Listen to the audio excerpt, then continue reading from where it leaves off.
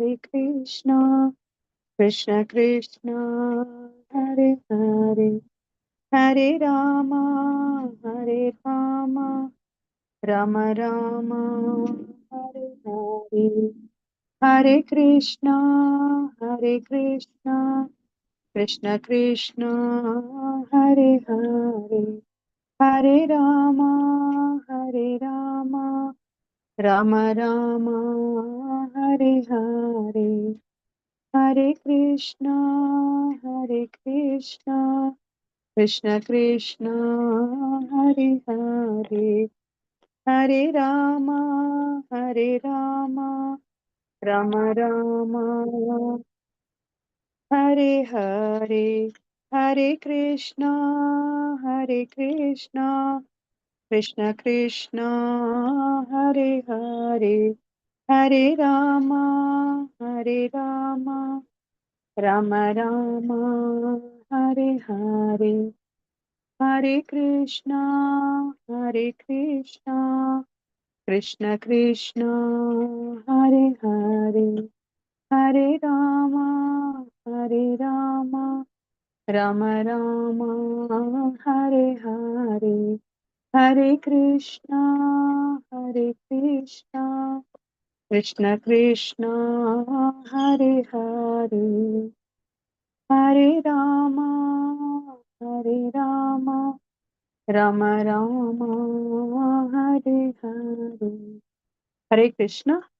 ಮಾತಾಜಿಗಳೇ, ಪ್ರಭುಗಳೇ, ಎಲ್ಲರಿಗೂ ಈ ಕಾರ್ಯಕ್ರಮಕ್ಕೆ ಸ್ವಾಗತವನ್ನು ಕೋರ್ತಾ ಇದ್ದೀನಿ. ಹರೇ ಕೃಷ್ಣ ಮಾತಾಜಿ, ನನ್ನ ಧ್ವನಿ ಮಾತಾಜಿ. ಹರೇ ಪ್ರಣಾಮ್ ಕೃಷ್ಣ. ಮಾತಾಜಿ. ಪ್ರಣಾಮ್ ಪ್ರಭುಜಿ. ಹರೇ ಕೃಷ್ಣ. ನನ್ನ ಧ್ವನಿ ಕೇಳಿಸ್ತಾ ಇದೆಯಾ? ಕೇಳಿಸ್ತಾ ಇದೆ ಮಾತಾಜಿ. ಓಕೆ, ಧನ್ಯವಾದಗಳು. ನಾನು ಇವತ್ತಿನ ತರಗತಿನ ಶುರು ಮಾಡ್ತಾ ಇದ್ದೀನಿ. ಓಂ ನಮೋ ಭಗವತೆ ವಾಸುದೇವಾಯ, ಓಂ ನಮೋ ಭಗವತೆ ವಾಸುದೇವಾಯ, ಓಂ ನಮೋ ಭಗವತೆ ವಾಸುದೇವಾಯ. ಇಸ್ಕಾನ್ ಮಂಗಳೂರು ಶ್ರೀ ಶ್ರೀ ರಾಧಾ ಗೋವಿಂದ ದೇವಸ್ಥಾನದ ವತಿಯಿಂದ ನಡೆಸಿಕೊಡುತ್ತಿರುವ ಭಾನುವಾರದ ಭಕ್ತಿ ಸದಾಚಾರ ತರಗತಿಗೆ ಎಲ್ಲರಿಗೂ ಸ್ವಾಗತವನ್ನು ಕೋರುತ್ತಾ ಇದ್ದೇನೆ. ಶ್ರೀ ಶ್ರೀ ರಾಧಾ ಗೋವಿಂದ ಅವರ ಚರಣಾರವಿಂದಗಳಲ್ಲಿ ನನ್ನ ನಮಸ್ಕಾರಗಳನ್ನು ಸಲ್ಲಿಸುತ್ತಾ ಈ ಕೃಷ್ಣ ಪ್ರಜ್ಞೆಯನ್ನ ಇಡೀ ಪ್ರಪಂಚದಾದ್ಯಂತ ಹರಡಿರುವ ಇಸ್ಕಾನ್ ಸಂಸ್ಥೆಯ ಸಂಸ್ಥಾಪಕ ಆಚಾರ್ಯರಾದ ಎಸಿ ಭಕ್ತಿ ವೇದಾಂತ ಸ್ವಾಮಿ ಶ್ರೀಲ ಪ್ರಭುಪಾದ ಅವರಿಗೂ ನನ್ನ ನಮನಗಳನ್ನು ಸಲ್ಲಿಸುತ್ತಾ, ಈ ದೇವಸ್ಥಾನದ ಮುಖ್ಯಸ್ಥರು, ಈ ಕಾರ್ಯಕ್ರಮದ ಕಾರ್ಯಕರ್ತರುಗಳು ಮತ್ತು ನನ್ನ ಗುರುಗಳಾದ ಪೂಜ್ಯ ನಾಮಶದಾಸ್ ಪ್ರಭುಜಿಯವರಿಗೂ ನನ್ನ ನಮಸ್ಕಾರಗಳನ್ನು ಸಲ್ಲಿಸುತ್ತಾ ಗುರು ಪ್ರಣಾಮದೊಂದಿಗೆ ಇವತ್ತಿನ ತರಗತಿಯನ್ನ ಶುರು ಮಾಡುತ್ತಾ ಇದ್ದೇನೆ. ಓಂ ಅಜ್ಞಾನ ತಿಮಿರಾಂಧಸ್ಯ ಜ್ಞಾನಾಂಜನ ಶಲಾಕಯ ಚಕ್ಷುರ್ ಉನ್ಮೀಲಿತಂ ಯೇನ ತಸ್ಮೈ ಶ್ರೀ ಗುರವೇ ನಮಃ. ಶ್ರೀ ಚೈತನ್ಯ ಮನೋಭೀಷ್ಟಂ ಸ್ಥಾಪಿತಂ ಯೇನ ಭೂತಲೆ ಸ್ವಯಂ ರೂಪಃ ಕದಾ ಮಹ್ಯಂ ದದಾತಿ ಸ್ವಪದಾಂತಿಕಂ. ವಂದೇಹಂ ಶ್ರೀ ಗುರೋಃ ಶ್ರೀಯುತ ಪದಕಮಲಂ ಶ್ರೀ ಗುರೂನ್ ವೈಷ್ಣವಾಂಶ್ಚ ಶ್ರೀರೂಪಂ ಸಾಗ್ರಜಾತಂ ಸಹಗಣ ರಘುನಾಥಾನ್ವಿತಂ ತಂ ಸಜೀವಂ ಸಾದ್ವೈತಂ ಸಾವಧೂತಂ ಪರಿಜನ ಸಹಿತಂ ಕೃಷ್ಣ ಚೈತನ್ಯ ದೇವಂ ಶ್ರೀ ರಾಧಾ ಕೃಷ್ಣ ಪಾದಾನ್ ಸಹಗಣ ಲಲಿತಾ ಶ್ರೀ ವಿಶಾಖಾನ್ವಿತಾಂಶ್ಚ. ಹೇ ಕೃಷ್ಣ ಕರುಣಾ ಸಿಂಧೋ ದೀನಬಂಧೋ ಜಗತ್ಪತೆ ಗೋಪೇಶ ಗೋಪಿಕಾ ಕಾಂತ ರಾಧಾ ಕಾಂತ ನಮೋಸ್ತುತೆ. ತಪ್ತ ಕಾಂಚನ ಗೌರಾಂಗಿ ರಾಧೆ ವೃಂದಾವನೇಶ್ವರಿ ವೃಷಭಾನುಸುತೆ ದೇವಿ ಪ್ರಣಮಾಮಿ ಹರಿಪ್ರಿಯೆ. ವಾಂಚಾ ಕಲ್ಪತರುಭ್ಯಶ್ಚ ಕೃಪಾ ಸಿಂಧುಭ್ಯ ಏವ ಚ ಪತಿತಾನಾಂ ಪಾವನೇಭ್ಯೋ ವೈಷ್ಣವೇಭ್ಯೋ ನಮೋ ನಮಃ. ನಮೋ ವಿಷ್ಣುಪದಾಯ ಕೃಷ್ಣ ಪೃಷ್ಠಾಯ ಭೂತಲೆ ಶ್ರೀಮತೆ ಭಕ್ತಿ ವೇದಾಂತ ಸ್ವಾಮಿನ್ ಇತಿ ನಾಮಿನೆ. ನಮಸ್ತೆ ಸರಸ್ವತಿ ದೇವೆ ಗೌರವಾಣಿ ಪ್ರಚಾರಿಣೆ ನಿರ್ವಿಶೇಷ ಶೂನ್ಯವಾದಿ ಪಾಶ್ಚಾತ್ಯ ದೇಶತಾರಿಣೆ.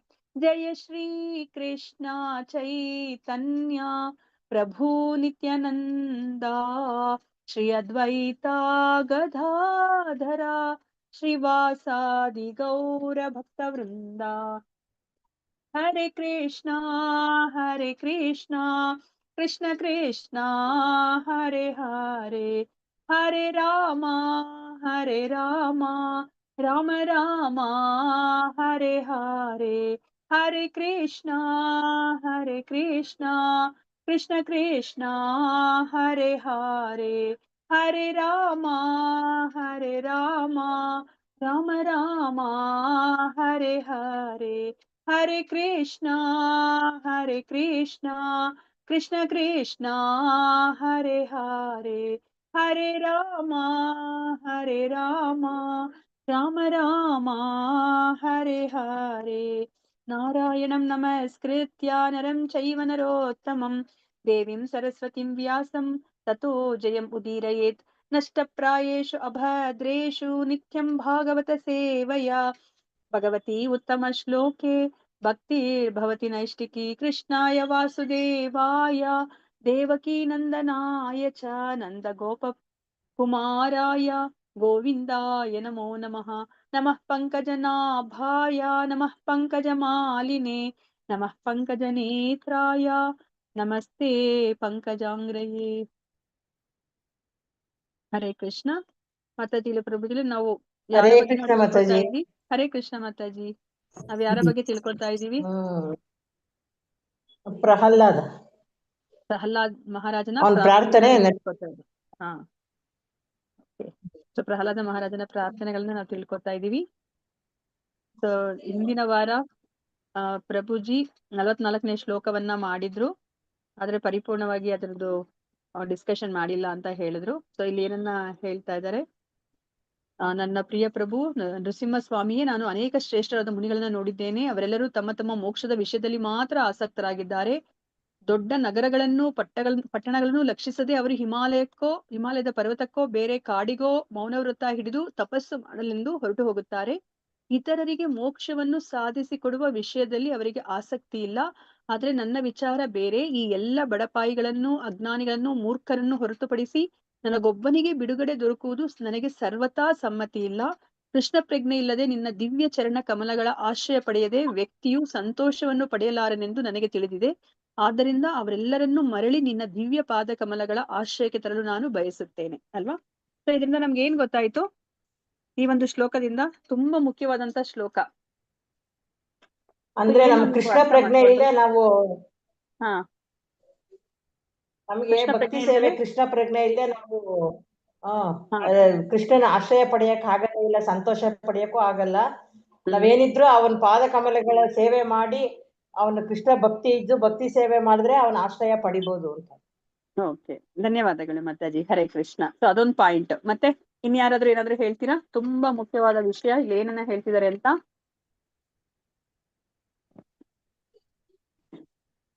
ಹರೇ ಕೃಷ್ಣ. ಹರೇ ಕೃಷ್ಣ ಮಾತಾಜಿ. ಹೇಳಿ ಪ್ರಭುಜಿ. ಮಾತಾಜಿ ಅವ್ರಿಗೋಸ್ಕರ ಇದ್ ಮಾಡ್ತಾರೆ ಮಾತಾಜಿ, ಅವ್ರ ಮುಕ್ತಿಗೋಸ್ಕರ. ಆದ್ರೆ ಇವ್ರು ಹೇಳ್ತಾ ಇದಾರೆ, ಪ್ರಹ್ಲಾದ ಮಹಾರಾಜರು ಎಲ್ಲ ಅವ್ರು ಬಿಟ್ಟು ಎಲ್ಲಾರು ಪ್ರತಿಯೊಬ್ಬರಿಗೋಸ್ಕರ ನಾನು ಪ್ರಾರ್ಥನೆ ಮಾಡ್ತೀನಿ ಅಂತ ಹೇಳ್ತಾರೆ ಪ್ರಭುಜಿ. ಹರಿ ಬೋಲ್ ಪ್ರಭುಜಿ ಅಲ್ವಾ, ತುಂಬಾ ಮುಖ್ಯವಾದದ್ದು. ಅಕಸ್ಮಾತ್ ಇವಾಗ ಶೀಲ ಪ್ರಭುಪಾದ್ರು ಇದೇ ತರ ಯೋಚನೆ ಮಾಡಿದ್ರೆ, ನನ್ನ ಮುಕ್ತಿನ ಇಂಪಾರ್ಟೆಂಟು ಅಲ್ವಾ, ನನ್ನ ಸಂತೋಷನೇ ಇಂಪಾರ್ಟೆಂಟು ಅಂತ ಹೇಳ್ಬಿಟ್ಟು ಅವ್ರು ಯೋಚನೆ ಮಾಡಿದಿದ್ರೆ ನಾವೆಲ್ಲ ಯಾವ ತರ ಇರ್ತಾ ಇದ್ವಿ? ಹರೇ ಕೃಷ್ಣ. ನಮ್ಮ ಸ್ಥಿತಿ ಯಾವ ತರ ಇರ್ತಿತ್ತು?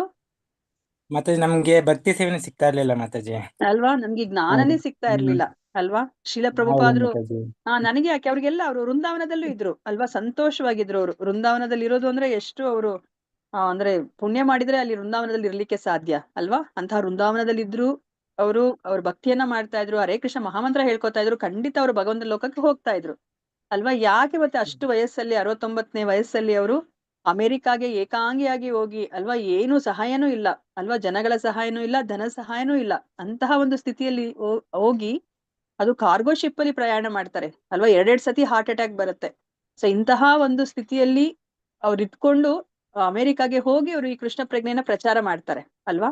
ಸೊ ಅವ್ರು ಮಾಡೋ ಅಗತ್ಯ ಇರ್ಲಿಲ್ಲ, ಇಷ್ಟೊಂದು ತೊಂದರೆನ ತಗೊಳೋ ಅಗತ್ಯ ಇರ್ಲಿಲ್ಲ. ನೋಡಿ ಅವರ ಮನಸ್ಥಿತಿ ಯಾವ ತರ ಇದೆ. ಇವಾಗ ಪ್ರಹ್ಲಾದ ಮಹಾರಾಜ ಏನ್ ಹೇಳಿದ್ರು ಅದೇ ತರ ಮನಸ್ಥಿತಿ ಇದೆ ಅಲ್ವಾ. ಎಲ್ಲರನ್ನ ಬಿಟ್ಬಿಟ್ಟು ನಾನು ಒಬ್ನೇನೆ ಭಗವಂತನ ಲೋಕಕ್ಕೆ ಹೋಗ್ಲಿಕ್ಕೆ, ನಿನ್ನ ಪಾದ ಕಮಲಗಳನ್ನ ಪಡಿಲಿಕ್ಕೆ ನನಗೆ ಖಂಡಿತ ನಾನು ಬಯಸೋದಿಲ್ಲ ಅಲ್ವಾ. ಇವ್ರೆಲ್ಲರನ್ನೂ ಸಹ ಪತಿತಾತ್ಮರು, ನನ್ನ ಸುತ್ತಮುತ್ತಲಿರೋರೆಲ್ಲನೂ ಪತಿತಾತ್ಮರು ಅಲ್ವಾ. ಅವರನ್ನೂ ಸಹ ನಾನು ಕರ್ಕೊಂಡು ಹೋಗ್ಲಿಕ್ಕೆ ನಾನು ಬಯಸ್ತೀನಿ. ನನಗೆ ಶಕ್ತಿಯನ್ನ ಕೊಡು, ಅವ್ರನ್ನೆಲ್ಲರನ್ನೂ ಸಹ ಕೃಷ್ಣ ಪ್ರಜ್ಞೆಗೆ ಕರ್ಕೊಂಡು ಹೋಗುವಂತಹ ಶಕ್ತಿ ನನಗೆ ಕೊಡು ಅಂತ ಹೇಳ್ಬಿಟ್ಟು ಇಲ್ಲಿ ಪ್ರಾರ್ಥನೆಯನ್ನ ಮಾಡ್ತಿದ್ದಾರೆ ಅಲ್ವಾ. ಎಂತಹ ಸುಂದರವಾದಂತಹ ಪ್ರಾರ್ಥನೆ ಅಲ್ವಾ. ಇದು ಕೃಷ್ಣ ಪ್ರಜ್ಞೆಯಲ್ಲಿ ಮಾತ್ರನೇ ಬರ್ಲಿಕ್ಕೆ ಸಾಧ್ಯ ಅಲ್ವಾ. ಕೃಷ್ಣ ಪ್ರಜ್ಞೆಯಲ್ಲಿ ಇರೋರೆಲ್ಲ ನೋಡಿ, ಅವರು ಪುಸ್ತಕಗಳನ್ನ ಕೈಯಲ್ಲಿ ಇಟ್ಕೊಂಡು ಬುಕ್ ಡಿಸ್ಟ್ರಿಬ್ಯೂಷನ್ ಅಂತ ಹೋಗ್ತಾರೆ ಅಲ್ವಾ. ಪ್ರಭುಪಾದ್ರೆ ಏನ್ ಹೇಳಿದ್ರು? ಸೊ ಕೃಷ್ಣ ಪ್ರಜ್ಞೆಯ ಬಾಂಬ್ ಬಂದ್ರೆ ಯಾವುದು? ಹರೇ ಕೃಷ್ಣ. ಕೃಷ್ಣ ಪ್ರಜ್ಞೆಯ ಬಾಂಬ್ ಬಂದ್ರೆ ಯಾವುದು? ಭಕ್ತಿ ಸೇವೆ ಪ್ರಚಾರ ಮಾಡೋದು, ಬುಕ್ಸ್ ಡಿಸ್ಟ್ರಿಬ್ಯೂಟ್ ಮಾಡೋದು, ಪುಸ್ತಕಗಳು. ಮತ್ತೆ ಟೆಂಪಲ್ ಅಲ್ಲಿ ಸೇವೆ ಮಾಡೋದು. So, ಕೃಷ್ಣ ಪ್ರಜ್ಞೆಯ ಬಾಂಬ್ ಅಂದ್ರೆ ಹೇಳಿ ಮಾತಾಜಿ. ಭಗವದ್ಗೀತೆ ಬುಕ್ಕಿನ ಡಿಸ್ಟ್ರಿಬ್ಯೂಷನ್. ಭಗವದ್ಗೀತಾ ಪುಸ್ತಕಗಳನ್ನ ಬಾಂಬ್ಗೆ ಹೋಲಿಸ್ತಾರೆ ಅಲ್ವಾ? ಯಾಕಂದ್ರೆ ಬಾಂಬ್ ಇವತ್ತು ಅದಕ್ಕೆ ಎಷ್ಟೊಂದು ಟೈಮ್ ಲಿಮಿಟ್ ಇಟ್ಟಿರ್ತಾರೆ. ಇವಾಗಲ್ಲ ಆಮೇಲೆ ಅಥವಾ ಇವತ್ತಲ್ಲ ನಾಳೆ ಅದು ಬಾಂಬು ಸ್ಫೋಟ ಆಗ್ಲೇಬೇಕು ಅಲ್ವಾ? ಅದೇ ತರನೇ ಭಗವದ್ಗೀತೆ ಪುಸ್ತಕಗಳು ಅದು ಇವಾಗ ಯಾರಿಗಾದ್ರೂ ತಲುಪ್ತು ಅಂತಂದ್ರೆ ಅವ್ರ ಮನೇಲಿ ಖಂಡಿತ ಯಾರಾದ್ರೂ ಒಬ್ರು ಅದನ್ನ ಓದಿ ಡಿವೋಟಿ ಆಗೇ ಆಗ್ತಾರೆ ಅಲ್ವಾ? ನಮಗ್ ಗೊತ್ತಿರೋ ಹಾಗೆ ಮನೆಯಲ್ಲಿ ಒಬ್ರು ಡಿವೋಟಿ ಆದ್ರೆ ಅವರು ಎಲ್ಲರನ್ನೂ ಸಹ ಅಂದ್ರೆ ಈ ಜನ್ಮದಲ್ಲಿ ಅವ್ರು ಅಲ್ದಲ್ಲ ಇದ್ರು ಮುಂದಿನ ಜನ್ಮದಲ್ಲಿ ಕೃಷ್ಣ ಅವರಿಗೆ ಅವಕಾಶವನ್ನ ಕೊಡ್ತಾರೆ ಅಲ್ವಾ? ಇದು ಏನು ಭಕ್ತಿ ಮಾರ್ಗಕ್ಕೆ ಬರ್ಲಿಕ್ಕೆ ಒಂದು ಅವಕಾಶವನ್ನ ಕೊಡ್ತಾರೆ. ಸೊ ಇವಾಗ ಕೃಷ್ಣ ಪ್ರಜ್ಞೆಯ ಬುಲೆಟ್ಸ್ ಅಂದ್ರೆ ಯಾವುದು? ಕೃಷ್ಣ ಪ್ರಜ್ಞೆಯ ಬುಲೆಟ್ಸ್ ಯಾವುದು?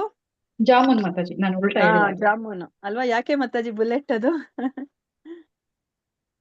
ಅಷ್ಟು ಅದು ಸಿಹಿಯಾಗಿರುತ್ತೆ ಅಂದ್ರೆ ಕೇಳಿದಷ್ಟು ನಮ್ಗೆ ಇನ್ನೂ ಕುತೂಹಲ ಜಾಸ್ತಿ ಆಗುತ್ತೆ ಅಲ್ಲ.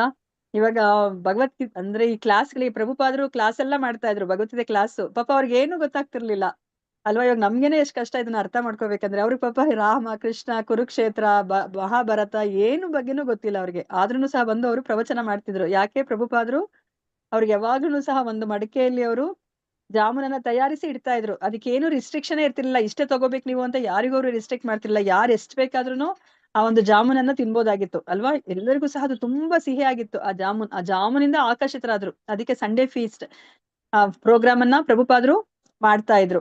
ಸೊ ಪ್ರಭುಪಾದರು ಇವಾಗ ಹೇಗೆ ಆಕರ್ಷಿಸಿದ್ರು ಅಂದ್ರೆ ಹರಿನಾಮ ಸಂಕೀರ್ತನೆ ಅಲ್ವಾ? ಅದನ್ನು ಸಹ ತುಂಬಾ ಸಿಹಿ ಆಗಿರೋದು ಹರಿನಾಮ ಸಂಕೀರ್ತನೆ. ಮತ್ತೆ ಈ ಒಂದು ಪ್ರಸಾದದಿಂದ ಎಲ್ಲರನ್ನೂ ಸಹ ಅವರು ಈ ಕೃಷ್ಣ ಪ್ರಜ್ಞೆಗೆ ಅವರು ಆಕರ್ಷಿತರಾಗೋ ತರ ಅವರು ಮಾಡ್ತಾರೆ ಅಲ್ವಾ? ಮತ್ತೆ ಈ ಒಂದು ಪುಸ್ತಕ ಅದು ಸಾಮಾನ್ಯವಾದದ್ದಲ್ಲ ಅಲ್ವಾ? ಅದು ಯಾವ್ದಾದ್ರು ಒಂದು ಕ್ಷಣದಲ್ಲಿ ಅದು ಸ್ಫೋಟಗೊಳ್ಳೇಗೊಳ್ಳುತ್ತೆ. ಹೇಗೆ ಬಾಂಬ್ ಸ್ಫೋಟಗೊಳ್ಳುತ್ತೋ ಅದೇ ತರನೇ ಪುಸ್ತಕ ಇದ್ರೆ ಯಾರಾದ್ರೂ ಒಬ್ರು ಅದನ್ನ ಓದಿ ಡಿವೋಟಿ ಆಗೇ ಆಗ್ತಾರೆ. ಸೊ ಅದಕ್ಕೋಸ್ಕರನೇ ಈ ಜಾಮೂನನ್ನ ಬುಲೆಟ್ಗೆ ಮತ್ತೆ ಪುಸ್ತಕಗಳನ್ನ ಅಂದ್ರೆ ಭಗವದ್ಗೀತೆ ಪುಸ್ತಕವನ್ನ ಬಾಂಬ್ಗೆ ಹೋಲಿಸ್ತಾರೆ. ಸೊ ಇವಾಗ ಪ್ರಭುಪಾದ್ರು ಇವಾಗ ನಮ್ಗೋಸ್ಕರ ಅವ್ರು ಇಷ್ಟೆಲ್ಲ ಕಷ್ಟಪಟ್ಟು ನಮ್ ಮನೆ ಬಾಗ್ಲಿಗೆ ಅಂದ್ರೆ ನಮ್ಮ ಮನೆಯಲ್ಲೇ ಕುತ್ಕೊಂಡು ಇಷ್ಟು ಆರಾಮವಾಗಿ ಈ ಒಂದು ಜ್ಞಾನವನ್ನ ಪಡ್ಕೊಳೋ ತರ ನಮ್ಗೆ ಅವರು ಅನುಕೂಲವನ್ನ ಮಾಡ್ಕೊಟ್ಟಿದ್ದಾರೆ ಅಲ್ವಾ? ಸೊ ಇಲ್ಲಿ ಪ್ರಹ್ಲಾದ ಮಹಾರಾಜನ ಮನಸ್ಥಿತಿನೂ ಸಹ ಅದೇ ಇದೆ. ಸೊ ಇವಾಗ ಈ ಎಲ್ಲ ಬಡಪಾಯಿಗಳನ್ನ ಅಜ್ಞಾನಿಗಳನ್ನ ಮೂರ್ಖನ್ನ ಹೊರತುಪಡಿಸಿ ನನಗೊಬ್ಬನಿಗೆ ಬಿಡುಗಡೆ ದೊರಕುವುದು ನನಗೆ ಸರ್ವತಾ ಸಮ್ಮತಿ ಇಲ್ಲ ಅಂತ ಹೇಳ್ತಾರೆ ನೋಡಿ. ಇವ್ರನ್ನೆಲ್ಲ ಬಿಟ್ಟು ನನ್ಗೊಬ್ಬನಿಗೆನೆ ಮೋಕ್ಷ ಸಿಗುತ್ತೆ, ಬಿಡುಗಡೆ ದೊರಕುತ್ತೆ ಅಂತಂದ್ರೆ ಇದು ನನಗೆ ನಿಜವಾಗ್ಲೂ ಒಪ್ಪಿಗೆ ಆಗ್ತಾ ಇಲ್ಲ. ಮತ್ತೆ ನನಗೆ ಅದನ್ನು ಗೊತ್ತಿದೆ, ಕೃಷ್ಣ ಪ್ರಜ್ಞೆ ಇಲ್ದಲೆ ನಾನು ನಿನ್ನನ್ನ ಪಡಿಲಿಕ್ಕೆ ಸಾಧ್ಯ ಇಲ್ಲ, ಮತ್ತೆ ಒಬ್ಬ ವ್ಯಕ್ತಿ ಸಂತೋಷವಾಗಿರ್ಲಿಕ್ಕೂ ಸಾಧ್ಯ ಇಲ್ಲ ಅಂತ ನನಗೆ ಗೊತ್ತಿದೆ. ಆದ್ರಿಂದ ಇವ್ರನ್ನೆಲ್ಲರನ್ನೂ ಸಹ ಮರಳಿ ನಿನ್ನ ಪಾದಕಮಲಗಳ ಆಶ್ರಯಕ್ಕೆ ತರ್ಲಿಕ್ಕೆ ನಾನು ಬಯಸ್ತೀನಿ ಅಂತ ಹೇಳ್ಬಿಟ್ಟು ಇಲ್ಲಿ ಹೇಳ್ತಾ ಇದ್ದಾರೆ. ಸೊ ಇಲ್ಲಿ ಭಾವಾರ್ಥದಲ್ಲಿ ಇದು ವೈಷ್ಣವನ ಭಗವಂತನ ಶುದ್ಧ ಭಕ್ತನ ನಿರ್ಧಾರ. ಅವನಷ್ಟಕ್ಕೆ ಅವನಿಗೆ ಯಾವ ಸಮಸ್ಯೆಗಳೂ ಇಲ್ಲ. ಅವನು ಈ ಭೌತಿಕ ಜಗತ್ತಿನಲ್ಲೇ ಇರಬೇಕಾಗಿ ಬಂದರೂ ಚಿಂತೆ ಇಲ್ಲ. ಏಕೆಂದರೆ ಅವನ ಏಕೈಕ ವೃತ್ತಿ ಸದಾ ಕೃಷ್ಣ ಪ್ರಜ್ಞೆ ಇರುವುದು ಅಲ್ವಾ? ಸೊ ನೀವು ಚಾಂಟ್ ಮಾಡ್ಕೋತಾ ಇದ್ರೆ, ನೀವು ನಿಜವಾದ ಅರ್ಥದಲ್ಲಿ ಚಾಂಟ್ ಮಾಡ್ಕೊಂಡ್ರೆ ಸೊ ನಿಮ್ಮ ಮನಸ್ಥಿತಿ ಯಾವ ತರ ಇರುತ್ತೆ? ಹರೇ ಕೃಷ್ಣ ಮಹಾಮಂತ್ರ ಹೇಳ್ಕೊಂಡ್ರೆ ಯಾವ ತರ ಇರುತ್ತೆ ಅಥವಾ ಯಾವ ತರ ಇರ್ಬೇಕು? ಅದು ನಾವು ಸರಿಯಾಗಿ ಅಪರಾಧ ರಹಿತವಾಗಿ ನಾವು ಹರೇ ಕೃಷ್ಣ ಮಹಾಮಂತ್ರವನ್ನ ನಾವು ಜಪಿಸ್ತಾ ಇದ್ರೆ ಯಾವ ತರ ಇರುತ್ತೆ ನಮ್ಮ ಮನಸ್ಥಿತಿ? ಹರೇ ಕೃಷ್ಣ. ಸಂತೋಷ ಆಹ್ಲಾದಕರ ತರ ಅನ್ಸುತ್ತೆ. ಡೇ ಎಲ್ಲ ಚೆನ್ನಾಗಿ ಪಾಸ್ ಆಗುತ್ತೆ ಅನ್ಸುತ್ತೆ ಮಾತಾಜಿ ಅಲ್ವಾ? ಯಾಕಂದ್ರೆ ನಾವ್ ಯಾರ ಸಂಪರ್ಕದಲ್ಲಿ ಇರ್ತೀವಿ, ನಮ್ಮ ಆತ್ಮ ಯಾರ ಸಂಪರ್ಕಕ್ಕೆ ಬರುತ್ತೆ ಅವಾಗ? ಹರಿನಾಮ ಸಂಕೀರ್ತನೆ ಮಾಡ್ಬೇಕಾದ್ರೆ ಭಗವಂತಂದೇ ಮಾತಾಜಿ, ಕೃಷ್ಣ ಅಲ್ವಾ? ಭಗವಂತ ಬೇರೆ ಅಲ್ಲ, ಭಗವಂತನ ನಾಮ ಬೇರೆ ಅಲ್ಲ ಅಲ್ವಾ? ನಮ್ಮ ನಾಲಿಗೆ ಮೇಲೆನೆ ಭಗವಂತ ನರ್ತನೆಯನ್ನ ಮಾಡ್ತಾ ಇರ್ತಾರೆ. ನಾವು ಭಗವಂತನ ಸಂಪರ್ಕದಲ್ಲಿ ಇರ್ತೀವಿ. ಭಗವಂತ ಸತ್ ಚಿತ್ ಆನಂದ ಸ್ವರೂಪಿ ಅಲ್ವಾ? ಅವನ ಸಂಪರ್ಕದಲ್ಲಿದ್ರೆ ಯಾರ ಸಂಘವನ್ನ ಮಾಡ್ತೀವೋ, ಯಾರ ಸಹವಾಸದಲ್ಲಿ ಇರ್ತೀವೋ ಅವರ ಗುಣಗಳೇ ನಮ್ಗೆ ಬರುತ್ತೆ ಅಲ್ವಾ? ಇವಾಗ ನಾವು ಸಹ ಅದೇ ತರ ಹರಿನಾಮವನ್ನ ಹೇಳ್ಕೊತಾ ಇದ್ರೆ ನಮ್ಗೆ ಅವರ ಆನಂದ ಗುಣ ಏನಿದೆ ಅದನ್ನು ಸಹ ನಮ್ಗೆ ಬರುತ್ತೆ. ನಾವು ಸಹ ಸಂತೋಷವಾಗಿ ನಾವು ಇರ್ತೀವಿ. ಅದಕ್ಕೇನೆ ನಾವ್ ಎಲ್ಲಿರ್ತೀವಿ ಅನ್ನೋದು ಲೆಕ್ಕಕ್ಕೆ ಬರೋದಿಲ್ಲ ಅಲ್ವಾ? ನಾವಿಲ್ಲಿ ಭೂಮಿ ಮೇಲೆ ಇರ್ಲಿ ಅಥವಾ ನರಕದಲ್ಲೇ ಇರ್ಲಿ, ಈ ಭೌತಿಕ ಪ್ರಪಂಚದಲ್ಲಿ ಎಲ್ಲಾದ್ರೂ ಇರ್ಲಿ, ನಾವು ಸಂತೋಷವಾಗಿ ಇರ್ಲಿಕ್ಕೆ ಸಾಧ್ಯ ಅಲ್ವಾ? ಅದನ್ನೇ ಇಲ್ಲಿ ಪ್ರಭುಪಾದರು ಭಾವಾರ್ಥದಲ್ಲಿ ಹೇಳ್ತಾ ಇದ್ದಾರೆ. ಸೊ ಇದು ವೈಷ್ಣವನ ನಿರ್ಧಾರ ಏನು ಅಂತಂದ್ರೆ ಅವ್ನಿಗೆ ಏನು ಸಮಸ್ಯೆ ಇಲ್ಲ, ಎಲ್ಲಿದ್ರು ಅವ್ನಿಗೇನು ಚಿಂತೆ ಇಲ್ಲ ಈ ಭೌತಿಕ ಪ್ರಪಂಚದಲ್ಲಿ. ಯಾಕಂದ್ರೆ ಒಂದೇ ಒಂದು ಬಿಸ್ನೆಸ್ ಏನು ಪ್ರಭುಪಾದರು ಯಾವಾಗ್ಲೂ ಹೇಳೋ ತರ ಏಕೈಕ ಬಿಸ್ನೆಸ್ ನಮ್ಮ ವ್ಯವಹಾರ ಏನು, ನಾವು ಕೃಷ್ಣ ಪ್ರಜ್ಞೆಯಲ್ಲಿ ಇರ್ಬೇಕು ಯಾವಾಗ್ಲೂ. ಭಗವಂತನ ಭಕ್ತಿಯನ್ನ ಮಾಡ್ಬೇಕು, ಅದೊಂದೇ ನಮ್ ಕೆಲ್ಸ. ಅದ್ ಬಿಟ್ರೆ ಬೇರೆ ಇನ್ನೇನು ಕೆಲ್ಸ ಇಲ್ಲ ನಮ್ದು. ಕೃಷ್ಣ ಪ್ರಜ್ಞೆಯಲ್ಲಿ ಇರುವ ವ್ಯಕ್ತಿ ನರಕಕ್ಕೆ ಬೇಕಾದ್ರೂ ಹೋಗಿ ಅಲ್ಲಿ ಕೂಡ ಸಂತೋಷವಾಗಿರ್ಬೋದು, ಯಾಕಂದ್ರೆ ಅವ್ರು ಭಗವಂತನ ನಾಮವನ್ನ ಹೇಳ್ಕೊತಾ ಇದ್ದಾರೆ ಅಲ್ವಾ. ಇವಾಗ ನೋಡಿ, ನಾವು ರುದ್ರಾಸುರನನ್ನ ನೋಡಿದ್ವಿ, ಅವನು ರಾಕ್ಷಸ ದೇಹವನ್ನ ಪಡ್ಕೊಂಡ, ಆದ್ರೂ ಸಹ ಅವನು ಸಂತೋಷವಾಗಿದ್ದ. ಯಾಕೆಂದ್ರೆ ಅವನು ಯಾವಾಗ್ಲೂ ಸದಾ ಅನವರತ ಹರಿನಾಮವನ್ನ ಹೇಳ್ಕೊತಾ ಇದ್ದಾನೆ ಅಲ್ವಾ. ಅವನಿಗೆ ಯಾವುದೇ ಒಂದು ಈ ಬಾಹ್ಯವಾದಂತದ್ದು ಯಾವುದೇ ತೊಂದರೆ ಕೊಡೋದಿಲ್ಲ, ಯಾಕಂದ್ರೆ ಸದಾ ಅವನ ಆತ್ಮ ಭಗವಂತನ ಸಂಪರ್ಕದಲ್ಲಿ ಇರುತ್ತೆ. ಸೊ ಅದಕ್ಕೋಸ್ಕರನೇ ಅವರು ಇಲ್ಲಿ ಹೇಳ್ತಾ ಇದ್ದಾರೆ, ಶ್ರೇಷ್ಠರಲ್ಲಿ ಅತಿ ಶ್ರೇಷ್ಠನಾದವನೇ, ಭೌತಿಕ ಅಸ್ತಿತ್ವವನ್ನು ಕುರಿತು ನಾನು ಸ್ವಲ್ಪವೂ ಹೆದರಿಲ್ಲ. ಬದುಕಿನ ಯಾವುದೇ ಸ್ಥಿತಿಯಲ್ಲೂ ಶುದ್ಧ ಭಕ್ತನು ಎಂದೂ ದುಃಖಿತನಾಗುವುದಿಲ್ಲ ಅಲ್ವಾ. ಸೊ ಶುದ್ಧ ಭಕ್ತರಾದವರು ಯಾವತ್ತೂ ಅವರು ದುಃಖಕ್ಕೆ ಒಳಗಾಗೋದಿಲ್ಲ. ಸೊ ಶ್ರೀಮದ್ ಭಾಗವತ ಇದನ್ನ ದೃಢಪಡಿಸುತ್ತೆ ಅಂತ ಹೇಳ್ತಾ ಇದ್ದಾರೆ. ನಾರಾಯಣ ಪರ ಸರ್ವೇ ನ ಕುತಶ್ಚನ ಬಿಭ್ಯತಿ ಸ್ವರ್ಗಾಪವರ್ಗ ನರಕೇಶ್ವಾ ಪಿತುಲ್ಯಾರ್ಥದರ್ಶಿನಃ. ದೇವೋತ್ತಮ ಪರಮ ಪುರುಷ ನಾರಾಯಣನ ಭಕ್ತಿ ಸೇವೆಯಲ್ಲಿ ನಿರತರಾಗಿರುವ ಭಕ್ತರು ಬದುಕಿನ ಯಾವುದೇ ಪರಿಸ್ಥಿತಿಯಲ್ಲೂ ಹೆದರುವುದಿಲ್ಲ. ಅವರಿಗೆ ಸ್ವರ್ಗ, ಮೋಕ್ಷ, ನರಕ ಎಲ್ಲವೂ ಒಂದೇ. ಏಕೆಂದ್ರೆ ಅಂತಹ ಭಕ್ತರು ಭಗವಂತನ ಸೇವೆಯಲ್ಲಿ ಮಾತ್ರವೇ ಆಸಕ್ತರು ಅಲ್ವಾ. ಅವ್ರಿಗೆ ಬೇರೆ ಯಾವುದ್ರ ಬಗ್ಗೆನೂ ಅವ್ರಿಗೆ ಆಸಕ್ತಿ ಅನ್ನೋದು ಇಲ್ಲ. ಅವ್ರಿಗೆ ಭಗವಂತನ ಭಕ್ತಿಯಲ್ಲಿ ಮಾತ್ರನೇ ಆಸಕ್ತಿ ಇರೋದು. ಭಕ್ತನಿಗೆ ಸ್ವರ್ಗಲೋಕದಲ್ಲಿರುವುದು, ನರಕದಲ್ಲಿರುವುದು ಒಂದೇ ರೀತಿಯದಾಗಿರುತ್ತದೆ. ಏಕೆಂದ್ರೆ ಭಕ್ತನು ಸ್ವರ್ಗದಲ್ಲೂ ಬದುಕಿರುವುದಿಲ್ಲ, ನರಕದಲ್ಲೂ ಇಲ್ಲ. ಅವನು ಆಧ್ಯಾತ್ಮಿಕ ಜಗತ್ತಿನಲ್ಲಿ ಕೃಷ್ಣನೊಂದಿಗೆ ಬದುಕಿರುತ್ತಾನೆ. ಭಕ್ತನ ಬದುಕಿನ ರಹಸ್ಯವನ್ನ ಕರ್ಮಿಗಳಾಗಲಿ ಜ್ಞಾನಿಗಳಾಗಲಿ ಅರ್ಥ ಮಾಡಿಕೊಳ್ಳಲಾರರು. ಆದ್ದರಿಂದ ಕರ್ಮಿಗಳು ಭೌತಿಕ ವಸ್ತುಗಳನ್ನು ಹೊಂದಿಸಿಕೊಂಡು ಸುಖ ಪಡಲು ಬಯಸುವವರು, ಜ್ಞಾನಿಗಳಾದರೂ ಪರಮೋನ್ನತನೊಂದಿಗೆ ಲೀನವಾಗಿ ಸುಖ ಪಡಲು ಬಯಸುವರು. ಭಕ್ತನಿಗೆ ಅಂತಹ ಯಾವ ಆಸಕ್ತಿಯೂ ಇಲ್ಲ ಅಲ್ವಾ. ಇಲ್ಲಿ ಯಾರ ಆಸಕ್ತಿ ಯಾವುದು ಅಂತ ಹೇಳ್ತಾ ಇದ್ದಾರೆ. ಕರ್ಮಿಗಳಿಗೆ ಏನ್ ಆಸಕ್ತಿ? ಸೊ ಅವರು ಹೆಚ್ಚು ಹೆಚ್ಚು ಕೆಲಸವನ್ನ ಮಾಡಿ ಅವರ ದೇಹಕ್ಕೆ ಮನಸ್ಸಿಗೆ ಸುಖ ಕೊಡದೆ ಅವರಿಗೆ ಆಸೆ ಇದೆ ಅಲ್ವಾ. ಮತ್ತೆ ತನ್ನ ಬಂಧು ಬಾಂಧವರಿಗೆ ಸುಖವನ್ನ ಕೊಡದೆ ಅವರ ಗುರಿಯಾಗಿರುತ್ತೆ. ಮತ್ತೆ ಇಲ್ಲಾಂದ್ರೆ ಕರ್ಮಕಾಂಡಿಗಳು ಅವ್ರೇನ್ ಮಾಡ್ತಾರೆ, ಯಾವ್ದಾದ್ರು ವ್ರತವನ್ನ ಮಾಡಿ ಅಥವಾ ಯಜ್ಞಗಳನ್ನ ಮಾಡಿ ಅವರು ಸ್ವರ್ಗಕ್ಕೆ ಹೋಗಿ ಸ್ವರ್ಗದ ಸುಖವನ್ನ ಪಡೆಯೋದೇ ಅವ್ರದ್ದು ಗುರಿಯಾಗಿರುತ್ತೆ. ಜ್ಞಾನಿಗಳ ಗುರಿ ಏನಿರುತ್ತೆ, ಅವರ ಸಂತೋಷ ಪಡ್ಬೇಕು ಅಂತಂದ್ರೆ ಅವ್ರು ಏನು ಯೋಚನೆ ಮಾಡ್ತಿರ್ತಾರೆ, ಆ ಒಂದು ಬ್ರಹ್ಮ ಜ್ಯೋತಿಲಿ ಲೀನ ಆಗ್ಬಿಡ್ಬೇಕು ಅಲ್ವಾ. ಅವ್ರಿಗೆ ಮತ್ತೆ ಇನ್ನೊಂದು ದೇಹ ಅಂದ್ರೆ ಅವ್ರಿಗೆ ಭಯ. ದೇಹ ಪಡ್ಕೊಂಡ್ರೆ ತಾನೇ ನಮ್ಗೆ ಒಂದು ಈ ಕ್ಲೇಶಗಳೆಲ್ಲ ಬರೋದು. ಅದಕ್ಕೋಸ್ಕರ ಈ ದೇಹವೇ ಬೇಡ. ಸೊ ನಾನಲ್ಲಿ ಬ್ರಹ್ಮ ಜ್ಯೋತಿಯಲ್ಲಿ ನಾನು ಭಗವಂತನ ಬ್ರಹ್ಮ ಜ್ಯೋತಿಲಿ ಐಕ್ಯವಾಗಿರ್ತೀನಿ ನಾನು ಅಂತ ಹೇಳ್ಬಿಟ್ಟು ಆ ಬ್ರಹ್ಮ ಜ್ಯೋತಿಲಿ ಲೀನ ಆಗೋದೇನೆ ಜ್ಞಾನಿಗಳ ಒಂದು ಗುರಿಯಾಗಿರುತ್ತೆ. ಆದ್ರೆ ಭಕ್ತನಿಗೆ ಯಾವುದೇ ಆಸಕ್ತಿ ಇಲ್ಲ. ಹಿಮಾಲಯದಲ್ಲೋ ದಟ್ಟವಾದ ಕಾಡಿನಲ್ಲೋ ಕುಳಿತು ಧ್ಯಾನ ಮಾಡುವುದರಲ್ಲೂ ಅವನಿಗೆ ಆಸಕ್ತಿ ಇಲ್ಲ. ಅವನಿಗೆ ಏಕಾಂಗಿಯಾಗಿರ್ಲಿಕ್ಕೆ ಆಸಕ್ತಿ ಅವರಿಗೆ ಇಲ್ಲ.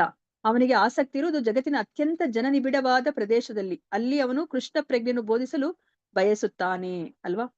ಸೊ ಇವಾಗ ಎಲ್ಲರೂ ಅಂದ್ರೆ ಅವರು ಸಿಟಿಯಲ್ಲಿ ಇರ್ಬೇಕು, ಸಿಟಿಯಲ್ಲಿದ್ದು ಹೆಚ್ಚು ಹೆಚ್ಚು ಜನರ ಸಂಪರ್ಕಕ್ಕೆ ಬಂದು ಎಲ್ಲರಿಗೂ ಸಹ ಈ ಭಗವದ್ಗೀತೆಯನ್ನ, ಈ ಕೃಷ್ಣ ಪ್ರಜ್ಞೆಯನ್ನ, ಅವರು ಹರಿನಾಮದ ಮಹತ್ವವನ್ನ ಅವರು ಬೋಧಿಸ್ಬೇಕು. ಸೊ ಅದೇ ಅವರ ಉದ್ದೇಶ ಆಗಿರುತ್ತೆ. ಸೊ ಅಲ್ಲಿ ಅವನು ಕೃಷ್ಣ ಪ್ರಜ್ಞೆನ ಬೋಧಿಸಲು ಬಯಸುತ್ತಾನೆ. ಕೃಷ್ಣ ಪ್ರಜ್ಞಾ ಆಂದೋಲನವು ಪ್ರಾರಂಭವಾದದ್ದೇ ಈ ಉದ್ದೇಶದಿಂದ ಅಲ್ವಾ. ಸೊ ಅದಕ್ಕೆ ಪ್ರಭುಪಾದರು ಅಮೆರಿಕಾಗೆ ಹೋದ್ರು. ಸೊ ಅಮೆರಿಕಾಗೆ ಹೋಗಿ ಆ ಎಲ್ಲ ಜನಗಳಿಗೆ, ಅಲ್ಲಿರೋ ಜನಗಳಿಗೆ ಅವರು ಕೃಷ್ಣ ಪ್ರಜ್ಞೆಯನ್ನ ಅವರು ಬೋಧಿಸ್ತಾರೆ. ನಾವ್ ಯಾವಾಗ್ಲೂ ಭಾರತೀಯರು ಯಾವಾಗ್ಲೂ ಪಾಶ್ಚಿಮಾತ್ಯರನ್ನ ನಾವು ಅನುಸರಿಸ್ತೀವಿ ಅಲ್ವಾ. ಅವ್ರನ್ನ ನಾವು ಇಮಿಟೇಟ್ ಮಾಡ್ತೀವಿ, ಅನುಕರಣೆ ಮಾಡ್ತೀವಿ. ಸೊ ಅದಕ್ಕೋಸ್ಕರ ಇದು ತುಂಬಾ ಪ್ರಭುಪಾದರು ಅದನ್ನೇ ಆಲೋಚನೆ ಮಾಡ್ತಾರೆ ಅಲ್ವಾ. ನಮ್ಮ ಭಾರತದಲ್ಲಿ ಅವ್ರು ಎಷ್ಟೇ ಪ್ರಯತ್ನ ಪಟ್ರು ಯಾರನ್ನು ಇದನ್ನ ಸ್ವೀಕರಿಸ್ಲಿಕ್ಕೆ ಮುಂದೆ ಬರೋದಿಲ್ಲ. ಆದ್ರೆ ಯಾವಾಗ ಪಾಶ್ಚಿಮಾತ್ಯರನ್ನು ಸ್ವೀಕರಿಸ್ಲಿಕ್ಕೆ ಶುರು ಮಾಡ್ತಾರೋ ಆಗ ಭಾರತೀಯರು ಮತ್ತೆ ಅವರನ್ನ ಅನುಕರಿಸ್ತಾರೆ. ಸೊ ಪ್ರಭುಪಾದರು ಅದಕ್ಕೋಸ್ಕರನೇ ಅವ್ರು ಏನ್ ಮಾಡಿದ್ರು, ಈ ಒಂದು ಸಿಟಿ ಪ್ರದೇಶಗಳಿಗೆ ಹೋಗಿ ಅವರು ಈ ಒಂದು ಪ್ರಚಾರವನ್ನ ಅವರು ಮಾಡ್ತಾರೆ. ಇವಾಗ ನಮ್ಗೆ ಗೊತ್ತಿರೋ ಹಾಗೆ ಎಲ್ಲಾ ಮೇಜರ್ ಸಿಟೀಸ್ ಎಲ್ಲ ಕಡೆನೂ ಸಹ ಇಸ್ಕಾನ್ ಸಂಸ್ಥೆಗಳು ಇದೆ ಅಲ್ವಾ. ಒಂದೊಂದು ದೊಡ್ಡ ದೊಡ್ಡ ನಗರದಲ್ಲಂತೂ ಒಂದೇ ಅಲ್ಲ, ಹಲವಾರು ಇಸ್ಕಾನ್ ದೇವಸ್ಥಾನಗಳು ಇದೆ. ಕೃಷ್ಣ ಪ್ರಜ್ಞಾ ಆಂದೋಲನವು ಪ್ರಾರಂಭವಾದದ್ದೇ ಈ ಉದ್ದೇಶದಿಂದ. ಏಕಾಂತವಾದ ಸ್ಥಳದಲ್ಲಿ ಕುಳಿತು ಧ್ಯಾನ ಮಾಡಬೇಕೆಂದು ನಾವು ಬೋಧಿಸುವುದಿಲ್ಲ ಅಲ್ವಾ. ಪ್ರಭುಪಾದರು ಯಾವತ್ತೂ ನೀವು ಏಕಾಂತವಾಗಿ ಕುತ್ಕೊಂಡು ಹರಿನಾಮವನ್ನ ಹೇಳಿ ಅಂತ ಹೇಳ್ಬಿಟ್ಟು ಅವರು ಯಾವತ್ತೂ ಹೇಳೋದಿಲ್ಲ. ತಾನು ಸಾಧನೆಯಲ್ಲಿ ಬಹಳವಾಗಿ ಮುಂದುವರಿದಿದ್ದೇನೆಂದು ತೋರಿಸಿಕೊಳ್ಳುವುದಕ್ಕೂ, ವಾಸ್ತವವಾಗಿ ಐಹಿಕ ಚಟುವಟಿಕೆಗಳಲ್ಲೇ ತೊಡಗಿದ್ದು ತನ್ನ ದಿವ್ಯ ಧ್ಯಾನದ ಬಗ್ಗೆ ಹೆಮ್ಮೆ ಪಟ್ಟಿಕೊಳ್ಳುವುದಕ್ಕೂ ನಾವು ಅವಕಾಶ ಕೊಡುವುದಿಲ್ಲ ಅಲ್ವಾ. ಸೊ ಇವಾಗ ನಾನು ಎಷ್ಟು 108 ರೌಂಡ್ ಚಾಂಟ್ ಮಾಡ್ಬಿಟ್ಟೆ ಅಂತ ಹೇಳ್ಬಿಟ್ಟು ಯಾರಾದ್ರೂ ತುಂಬಾ ಹೆಮ್ಮೆ ಪಡ್ಕೋತಾ ಇದ್ರೆ ಪ್ರಭುಪಾದರು ಅದನ್ನ ಅವ್ರು ಅನುಮೋದಿಸ್ತಾ ಇಲ್ಲ ಅಲ್ವಾ. ಅವ್ರು ಏನ್ ಹೇಳಿದಾರೆ ನಮ್ಗೆ 16 ರೌಂಡ್ಸ್ ಅದು ಮಿನಿಮಮ್. ಹೌದು, ಅದು ಮಿನಿಮಮ್. ನಿಮ್ ಸಮಯ ಇದ್ರೆ ಖಂಡಿತ ಹೆಚ್ಚು ಮಾಡ್ಬೋದು. ಆದ್ರೆ ಮಿನಿಮಮ್ ನೀವು 16 ರೌಂಡ್ಸ್ ಅನ್ನ ಮಾಡಿ, ಇನ್ನು ಮಿಕ್ಕ ಸಮಯವನ್ನ ನೀವು ಈ ಒಂದು ಕೃಷ್ಣ ಪ್ರಜ್ಞೆಯನ್ನ ಪ್ರಚಾರ ಮಾಡ್ಲಿಕ್ಕೆ ಉಪಯೋಗಿಸಿ ಅಂತ ಹೇಳ್ತಾರೆ ಅಲ್ವಾ. ಸೊ ಇವಾಗ ಅವ್ರು ಯಾವತ್ತೂ ಸಹ ನೀವು ಹೆಚ್ಚು ಹೆಚ್ಚು ಚಾಂಟ್ ಅನ್ನ ಮಾಡಿ ಅಂತ ಹೇಳ್ಬಿಟ್ಟು ಅವ್ರು ಯಾವತ್ತೂ ಬೋಧಿಸಿಲ್ಲ. ಅವ್ರು ಏಕಾಂತ ಸ್ಥಳದಲ್ಲಿ ಕುತ್ಕೊಂಡು ನೀವು ಧ್ಯಾನನೂ ಮಾಡಿ ಅಂತಾನು ಅವರು ಹೇಳ್ತಾ ಇಲ್ಲ. ಮತ್ತೆ ತಾನು ಸಾಧನೆಯಲ್ಲಿ ಬಹಳವಾಗಿ ಮುಂದುವರೆದಿದ್ದೇನೆ ಎಂದು ತೋರಿಸಿಕೊಳ್ಳುವುದಕ್ಕೂ, ವಾಸ್ತವವಾಗಿ ಐಕ ಚಟುವಟಿಕೆಗಳಲ್ಲೇ ತೊಡಗಿದ್ದು ತನ್ನ ದಿವ್ಯ ಜ್ಞಾನದ ಬಗ್ಗೆ ಹೆಮ್ಮೆ ಪಟ್ಟುಕೊಳ್ಳುವುದಕ್ಕೂ ನಾವು ಅವಕಾಶ ಮಾಡುವುದಿಲ್ಲ. ಪ್ರಹ್ಲಾದ ಮಹಾರಾಜನಂತಹ ವೈಷ್ಣವನು ಈ ಬಗೆಯ ಬೊಗಳೆ ಆಧ್ಯಾತ್ಮಿಕ ಪ್ರಗತಿಯಲ್ಲಿ ಆಸಕ್ತನಾಗಿಲ್ಲ ಅಲ್ವಾ. ಇವನ್ನ ಬೇರೆಯವರೆಲ್ಲರೂ ಧ್ಯಾನಾಸಕ್ತರಾಗಿ ಎಷ್ಟೊಂದು ಅವರ್ಸ್ ಗಂಟೆಗಟ್ಟಲೆ ಧ್ಯಾನವನ್ನ ಮಾಡ್ತಾರೆ ಅಲ್ವಾ. ಹೋಗ್ಲಿ ಅವರು ಹರಿನಾಮವನ್ನು ಧ್ಯಾನ ಮಾಡೋದಿಲ್ಲ, ಯಾವುದೋ ಒಂದು ಆ ಏನು ಶಬ್ದ ಅಥವಾ ನಿರಾಕಾರ ರೂಪಕ್ಕೆ ಅವರು ಧ್ಯಾನ ಮಾಡ್ತಾರೆ. ಅದಂತೂ ಸಮಯ ಪರಿಪೂರ್ಣವಾಗಿ ವ್ಯರ್ಥ ಅಲ್ವಾ. ಸೊ ಅಂತಹದಕ್ಕೆ ಇಲ್ಲಿ ಅವಕಾಶವನ್ನ ಕೊಡ್ತಾ ಇಲ್ಲ. ಅದ್ರ ಬದಲು ಏನ್ ಮಾಡ್ಬೇಕು, ಜನರಿಗೆ ಕೃಷ್ಣ ಪ್ರಜ್ಞಾಯುತರಾಗುವಂತೆ ತಿಳುವಳಿಕೆ ಕೊಡುವುದರಲ್ಲಿ ಅವನಿಗೆ ಕಾಳಜಿ ಇದೆ. ಏಕೆಂದ್ರೆ ಅವರಿಗೆ ಸಂತೋಷವನ್ನು ಪಡೆಯಲು ಇರುವ ಮಾರ್ಗ ಅದೊಂದೇ. ಸೊ ಇವಾಗ ನಮ್ಗೆ ಗೊತ್ತಿರೋ ಹಾಗೇನೆ ಕೃಷ್ಣ ಪ್ರಜ್ಞೆಗೆ ಬಂದ್ರೇನೆ ನಮ್ಗೆ ನಿಜವಾದ ಸಂತೋಷ ಅನ್ನೋದು ಸಿಗುತ್ತೆ. ಸೊ ಪ್ರಹ್ಲಾದ ಮಹಾರಾಜನು ಅದನ್ನೇ ಇವಾಗ ಅವರು ಅರ್ಥ ಮಾಡ್ಕೊಂಡಿದ್ದಾರೆ. ಅದನ್ನೇ ಇಲ್ಲಿ ಹೇಳ್ತಾ ಇದಾರೆ, ಕೃಷ್ಣ ಪ್ರಜ್ಞೆಗೆ ಬರ್ಬೇಕು, ಜನಗಳು ನಿಜವಾಗ್ಲೂ ಸಂತೋಷವಾಗಿರ್ಬೇಕು ಅಂತ ನಮ್ಗೆ ಕಾಳಜಿ ಇದೆ ಅಂದ್ರೆ ನಾವೇನ್ ಮಾಡ್ಬೇಕು, ಅವ್ರನ್ನ ಕೃಷ್ಣ ಪ್ರಜ್ಞೆಗೆ ಕರ್ಕೊಂಡ್ ಬರ್ಬೇಕು. ಪ್ರಹ್ಲಾದ ಮಹಾರಾಜನು ಸ್ಪಷ್ಟವಾಗಿ ಹೇಳುತ್ತಾನೆ, ನಾಣ್ಯಂ ತ್ವದಸ್ಯ ಶರಣಂ ಭ್ರಮತೋ ಅನುಪಶ್ಯೆ. ಕೃಷ್ಣ ಪ್ರಜ್ಞೆ ಇಲ್ಲದೆ ನಿನ್ನ ದಿವ್ಯ ಚರಣ ಕಮಲಗಳಲ್ಲಿ ಆಶ್ರಯವನ್ನು ಪಡೆಯದೆ ಸಂತೋಷವಾಗಿರಲು ಸಾಧ್ಯವಿಲ್ಲ ಅಲ್ವಾ. ಒಬ್ಬ ವ್ಯಕ್ತಿ ಕೃಷ್ಣ ಪ್ರಜ್ಞೆಗೆ ಬರಲಿಲ್ಲ, ಮತ್ತೆ ಭಗವಂತನ ಚರಣ ಕಮಲಗಳಲ್ಲಿ ಅವರು ಆಶ್ರಯ ಪಡಿಲಿಲ್ಲ ಅಂದ್ರೆ ಖಂಡಿತ ಅವರು ಸಂತೋಷವಾಗಿರ್ಲಿಕ್ಕೆ ಸಾಧ್ಯ ಇಲ್ಲ. ಸೊ ವ್ಯಕ್ತಿಯು ಜನ್ಮ ಜನ್ಮಾಂತರಗಳಲ್ಲಿ ಜಗತ್ತಿನಲ್ಲೆಲ್ಲಾ ಅಲೆದಾಡುತ್ತಾನೆ. ಆದರೆ ಭಕ್ತನೊಬ್ಬನ ಶ್ರೀ ಚೈತನ್ಯ ಮಹಾಪ್ರಭುಗಳ ದಾಸನೊಬ್ಬನ ಕೃಪೆ ದೊರೆತು ಅವನಿಗೆ ಕೃಷ್ಣ ಪ್ರಜ್ಞೆಯ ಸೂಚನೆ ದೊರಕುತ್ತದೆ ಅಲ್ವಾ. ಬ್ರಹ್ಮಾಂಡ ಭ್ರಮಿತೆ ಕೋನ ಭಾಗ್ಯವಾನ ಜೀವ ಗುರು ಕೃಷ್ಣ ಪ್ರಸಾದ ಪಾಯ ಭಕ್ತಿಲತಾ ಬೀಜ ಅಲ್ವಾ. ಇಲ್ಲಿ ನಾವು ಮೇಲೆ ಹೋಗ್ತಿರ್ತೀವಿ, ಕೆಳಗಡೆ ಬರ್ತಿರ್ತೀವಿ, ಈ ತರ ಸುತ್ತಾಡ್ತಾನೆ ಇರ್ತೀವಿ. ಈ ಸುತ್ತಾಡೋ ಸಮಯದಲ್ಲಿ ನಾವು ತುಂಬಾ ಅದೃಷ್ಟ ಮಾಡಿದ್ರೆ, ಅದೃಷ್ಟಶಾಲಿಗಳಾದ್ರೆ ನಮ್ಗೆ ಒಬ್ಬ ಗುರುವಿನ ಒಂದು ಸಂಪರ್ಕ ಸಿಗುತ್ತೆ. ಗುರುವಿನ ಸಂಪರ್ಕ ಸಿಕ್ಕಿದಾಗ ಅವ್ರೇನ್ ಮಾಡ್ತಾರೆ, ಅವ್ರು ನಮ್ಗೆ ಯಾವತ್ತೂ ಅವರು ನಮ್ಮ ಹಿತವನ್ನೇ ಅವರು ಬಯಸೋದು. ಅವರು ನಮ್ಮ ಒಂದು ಹೃದಯದಲ್ಲಿ ಆ ಭಕ್ತಿಯ ಬೀಜವನ್ನ ಅವರು ಬಿತ್ತುತ್ತಾರೆ. ಸೊ ಬಿತ್ತ ಮೇಲೆ ಅದು ಬೆಳಿಲಿಕ್ಕೆ ಶುರು ಮಾಡುತ್ತೆ. ಅದನ್ನ ಕಾಪಾಡೋದು, ಅದನ್ನ ಪೋಷಣೆ ಮಾಡೋದು ನಮ್ಮ ಜವಾಬ್ದಾರಿ ಅಲ್ವಾ. ಸೊ ಅದನ್ನೇ ಇಲ್ಲಿ ಹೇಳ್ತಾ ಇದಾರೆ. ಆಗ ಅವನು ಈ ಜಗತ್ತಿನಲ್ಲಿ ಸಂತೋಷ ಪಡಿಲಿಕ್ಕೆ ಸಾಧ್ಯ. ಮತ್ತೆ ಈ ಭೌತಿಕ ಪ್ರಪಂಚದಲ್ಲಿ ಇರೋಷ್ಟು ದಿವಸನು ಸಂತೋಷವಾಗಿರ್ತಾನೆ. ಅದಾದ್ಮೇಲೆ ದೇಹವನ್ನ ತ್ಯಾಗ ಮಾಡಿದ್ಮೇಲೆ ಅವನು ಭಗವಂತನ ಲೋಕಕ್ಕೆ ಮರಳಿ ಹೋಗ್ತಾರೆ, ನಿಜ ಧಾಮಕ್ಕೆ, ಅವರ ಶಾಶ್ವತ ಒಂದು ಸ್ಥಾನವನ್ನ ಪಡಿಲಿಕ್ಕೆ ಹೋಗ್ತಾರೆ. ಅದೇ ಬದುಕಿನ ನಿಜವಾದ ಲಕ್ಷ್ಯ. ಕೃಷ್ಣ ಪ್ರಜ್ಞಾ ಆಂದೋಲನದ ಸದಸ್ಯರು ಹಿಮಾಲಯ ಪರ್ವತಕ್ಕೋ ಕಾಡಿಗೆ ಹೋಗಿ ತಪಸ್ಸು ಮಾಡುವುದರಲ್ಲಿ ಆಸಕ್ತಿ ತೋರಿಸುವುದಿಲ್ಲ. ಅದು ಕೇವಲ ತಪಸ್ಸಿನ ಮೆರೆತವಾಗುತ್ತದೆ ಅಷ್ಟೇ. ಅವರು ನಗರಗಳಲ್ಲಿ ಯೋಗ ಮತ್ತು ಧ್ಯಾನಗಳಿಗಾಗಿ ಶಾಲೆಗಳನ್ನು ತೆರೆಯುವುದರಲ್ಲೂ ಆಸಕ್ತರಲ್ಲ ಅಲ್ವಾ. ಸೊ ಇವಾಗ ಯಾವುದೇ ಒಂದು ಕೃಷ್ಣ ಪ್ರಜ್ಞಾ ಸಂಸ್ಥೆ ಯೋಗ ಕ್ಲಾಸಸ್ ಆಗ್ಲಿ, ಧ್ಯಾನ ಕೇಂದ್ರಗಳನ್ನಾಗ್ಲಿ ಅದು ಅವರು ಓಪನ್ ಮಾಡೋದಿಲ್ಲ. ಅದ್ರ ಬದಲು ಅವ್ರು ಏನ್ ಮಾಡ್ತಾರೆ, ಕೃಷ್ಣ ಪ್ರಜ್ಞಾ ಪಂಥದ ಪ್ರತಿಯೊಬ್ಬ ಸದಸ್ಯನು ಮನೆಯಿಂದ ಮನೆಗೆ ಹೋಗಿ ಭಗವದ್ಗೀತಾ ಯಥಾರೂಪದ ಬೋಧನೆಗಳನ್ನು ಕುರಿತು, ಚೈತನ್ಯ ಮಹಾಪ್ರಭುಗಳ ಉಪದೇಶಗಳನ್ನು ಕುರಿತು ಜನರಿಗೆ ತಿಳುವಳಿಕೆ ಕೊಟ್ಟು ಅವರನ್ನು ಒಲಿಸುವುದರಲ್ಲಿ ಆಸಕ್ತನಾಗಿರ್ತಾನೆ ಅಲ್ವಾ. ಸೊ ಈ ಕೃಷ್ಣ ಪ್ರಜ್ಞಾ ಆಂದೋಲನದಲ್ಲಿ ನಿಜವಾಗ್ಲೂ ಮಾಡ್ಬೇಕಾಗಿರುವಂತಹ ಕೆಲಸ ಏನು ಅಂದ್ರೆ, ನಾವು ಮನೆ ಮನೆಗೂ ಹೋಗಿ ನಾವು ಪುಸ್ತಕಗಳನ್ನ ತಗೊಂಡ್ ಹೋಗಿ, ಪ್ರಭುಪಾದರ ಪುಸ್ತಕಗಳನ್ನ ತಗೊಂಡ್ ಹೋಗಿ ಅವರಿಗೆ ಕೃಷ್ಣ ಪ್ರಜ್ಞೆಯ ಬಗ್ಗೆ ನಾವು ಅರಿವನ್ನ ಉಂಟು ಮಾಡ್ಬೇಕು ಅಲ್ವಾ. ಅರಿವನ್ನ ಉಂಟು ಮಾಡಿ ಅವರ ಮನಸ್ಸನ್ನ ಈ ಕೃಷ್ಣ ಪ್ರಜ್ಞೆಗೆ ಬರೋ ತರ ನಾವು ಓಲೈಸ್ಬೇಕು. ಅದೇ ನಿಜವಾದಂತಹ ಒಂದು ಕರ್ತವ್ಯ.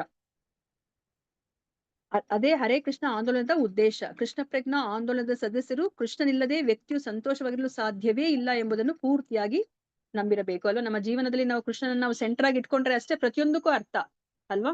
ಸೊ ಇವಾಗ ನನ್ನ ಹತ್ರ ಒಂದು ದೊಡ್ಡ ಬಂಗ್ಲೆ ಇದೆ ಅಂತಂದ್ರೆ ಅದು ನಾವು ಆಧ್ಯಾತ್ಮಿಕ ಒಂದು ದೃಷ್ಟಿಯಿಂದ ನೋಡಿದಾಗ ಅದಕ್ಕೆ ಎಷ್ಟು ಮಾರ್ಕ್ಸ್ ಅಂದ್ರೆ 0 ಅಲ್ವಾ. ನನಗೆ ತುಂಬಾ ರೂಪ ಇದೆ ಅಂದ್ರೆ ನಾನು ಕೃಷ್ಣನ ಭಕ್ತಿಯನ್ನ ಮಾಡ್ತಿಲ್ಲ ಅಂದ್ರೆ ಅದು ಒಂದು ದೊಡ್ಡ 0 ಅಲ್ವಾ. ಮನೆಯಲ್ಲಿ ಎಲ್ಲ ಒಬ್ಬ ವ್ಯಕ್ತಿಗೆ ಸಂತೋಷವಾಗಿರ್ಲಿಕ್ಕೆ ಏನೆಲ್ಲ ಬೇಕು ಅಲ್ವಾ, ಮನೆಯಲ್ಲಿ ಹೆಂಡತಿ ಮಕ್ಕಳು ಎಲ್ಲರೂ ಇದ್ದಾರೆ ಅಂತಂದ್ರೆ ಕೃಷ್ಣನನ್ನ ಅವ್ರು ಪೂಜೆ ಮಾಡ್ತಿಲ್ಲ ಅಂದ್ರೆ ಅದೊಂದು 0 ಅಲ್ವಾ. ಇದೇ ತರ ಹಲವಾರು 0ಗಳನ್ನ ನಾವು ಇಟ್ಕೊಂಡಿರ್ತೀವಿ.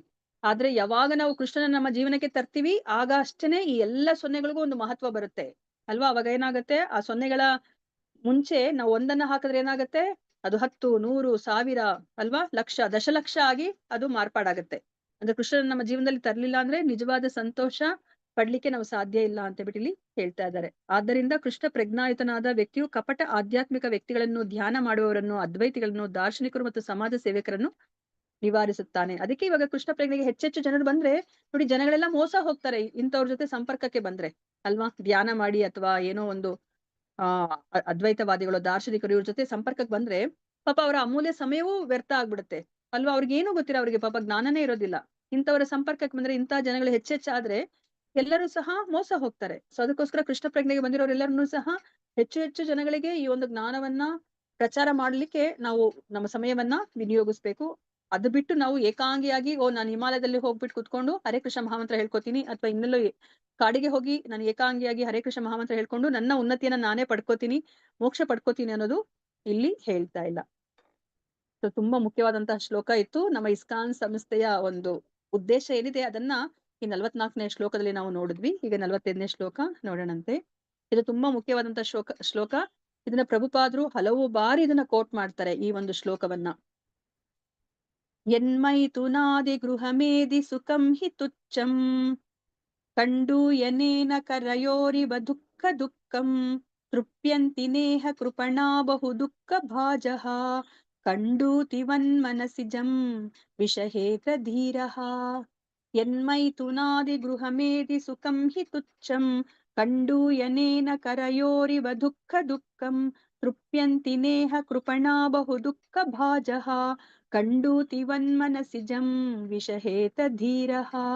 ಯನ್ಮೈಥುನಾದಿ ಗೃಹಮೇದಿ ಸುಖಂ ಹಿ ತುಚ್ಛಂ ಕಂಡೂಯನೇನ ಕರಯೋರಿವ ದುಃಖ ದುಃಖಂ ತೃಪ್ಯಂತಿ ನೇಹ ಕೃಪಣಾ ಬಹು ದುಃಖ ಭಾಜಃ ಕಂಡೂತಿವನ್ಮನಸಿಜಂ ವಿಷಹೇತ ಧೀರಃ. ಹರೇ ಕೃಷ್ಣ. ನಾನು ಒಂದ್ ಲೈನ್ ಓದ್ತೀನಿ, ಅದಾದ್ಮೇಲೆ ನೀವು ಸಹ ಫಾಲೋ ಮಾಡಿ ಅದನ್ನ.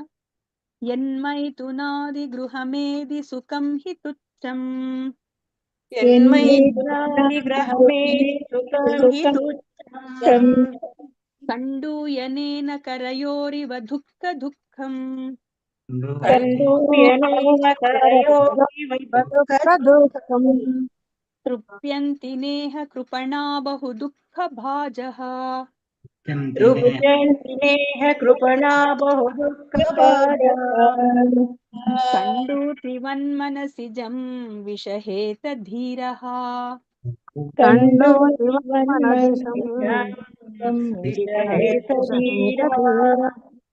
ಯನ್ಮೈಥುನಾದಿ ಗೃಹಮೇದಿ ಸುಖಂ ಹಿ ತುಚ್ಛಂ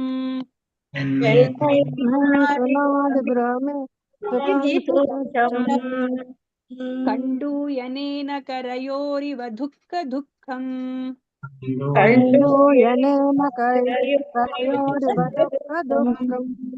ತೃಪ್ಯಂತಿ ನೇಹ ಕೃಪಣಾ ಬಹು ದುಃಖ ಭಾಜಃ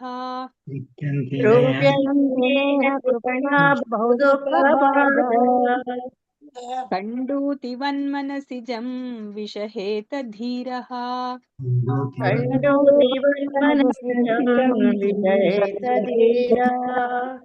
ಯನ್ಮೈಥುನಾದಿ ಗೃಹಮೇದಿ ಸುಖಂ ಹಿ ತುಚ್ಛಂ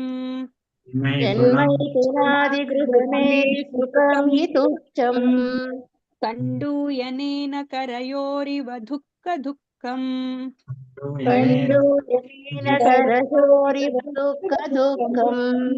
ತೃಪ್ಯಂತಿ ನೇಹ ಕೃಪಣಾ ಬಹು ದುಃಖ ಭಾಜಃ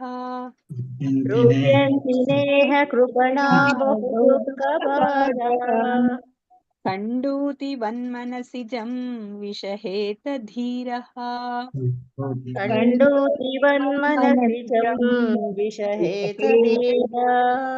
ಹರೇ ಕೃಷ್ಣ. ಯಾರಾದ್ರೂ ಒಬ್ರು ಇದನ್ನ ಪಠಿಸಿ.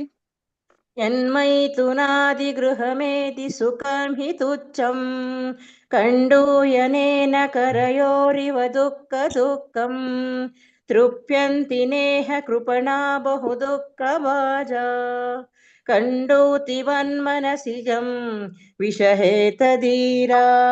ಹರೇ ಕೃಷ್ಣ ಮಾತಾಜಿ. ಹರೇ ಕೃಷ್ಣ ಮಾತಾಜಿ. ಧನ್ಯವಾದ. ಮತ್ತೊಬ್ರು ಯಾರಾದ್ರೂ ಓದಿ. ಯನ್ಮೈಥುನಾದಿ ಗೃಹಮೇದಿ ಸುಖಂ ಹಿ ತುಚ್ಛಂ ಯನ್ಡೂಯನೇನ ಕರಯೋರಿವ ದುಃಖ ದುಃಖಂ ತೃಪ್ಯಂತಿ ನೇಹ ಕೃಪಣಾ ಬಹು ದುಃಖ ಭಾಜಃ ಕಂಡೂತಿವನ್ಮನ ಕರ್ಜರ್ ತೆಗೀರಿ ಮಾತಾಜಿ. ಕಂಡೂತಿವನ್ಮನಸಿಜಂ ವಿಷಹೇತ ಧೀರಃ. ಹರೇ ಕೃಷ್ಣ ಮಾತಾಜಿ. ಹರೇ ಕೃಷ್ಣ ಮಾತಾಜಿ. ಧನ್ಯವಾದಗಳು ಮಾತಾಜಿ. ಹರೇ ಕೃಷ್ಣ. ಯಾರಾದ್ರೂ ಇದು ಪದ ಅರ್ಥವನ್ನ ಓದಿ. ಯಾವುದು ಲೋಕ ಇಂದ್ರಿಯ ತೃಪ್ತಿಗಾಗಿ ಇರುವ ಮೈಥುನಾದಿ ಲೈಂಗಿಕ ಸಂಭಾಷಣೆ, ಲೈಂಗಿಕ ಸಾಹಿತ್ಯ ವ್ಯಾಸಂಗ ಅಥವಾ ಸಂಭೋಗ ಸುಖ, ಮನೆಯೊಳಗೆ ಅಥವಾ ಹೊರಗೆ ವಿಹಾರ ಸಂಘಗಳಲ್ಲಿ ಕಳಿಂದ ಕೂಡಿದ ಗೃಹಮೇದಿ ಸುಖಂ, ಕುಟುಂಬ, ಸಮಾಜ, ಸ್ನೇಹ ಮೊದಲಾದವುಗಳ ಸಂಬಂಧ, ಎಲ್ಲ ಬಗೆಯ ಲೋಕ ಆನಂದ ಈ ದಿಟವಾಗಿ ತುಚ್ಛಂ ಅಲ್ಪವಾದುದು ಕಂಡೋಯಿನೇನ ನವೆಯಿಂದ ನವೆಯಿಂದ ಕರಿಯೋ, ಎರಡು ಕೈಗಳ ನವೆಯನ್ನು ಹೋಗಲಾಡಿಸಲು ಇವ ಅಂತೆ ದುಃಖಂ ನಾನಾ ಬಗೆಯ ದುಃಖಗಳು ಇಂದ್ರಿಯ ತೃಪ್ತಿ ಎಂಬ ನನಗೆ ಸಿಲುಕಿದಾಗ ತೃಪ್ತರಾಗುವುದು ನಾ ಎಂದಿಗೂ ಇಲ್ಲ. ಇಹ ಲೋಕ ಇಂದ್ರಿಯ ಸೃಷ್ಟಿಯಲ್ಲಿ ಕೃಪಾಣಃ ಮೂಢರು ಬಹು ದುಃಖ ಬಾಜ ಹಲವಾರು ಲೋಕ ದುಃಖಗಳನ್ನು ಹೊಂದಿದ್ದರೂ ಕಂಡೋತಿವತ್ ವ್ಯಕ್ತಿಯು ಅಂತಹ ನವೆಯಿಂದ ಕಲಿಯುವುದಾದರೆ ಮನಸ್ಸಿಜಂ ಕೇವಲ ಮಾನಸಿಕ ಕಲ್ಪನೆಯಾದ, ವಾಸ್ತವವಾಗಿ ಅದರಲ್ಲಿ ಆನಂದವಿಲ್ಲ.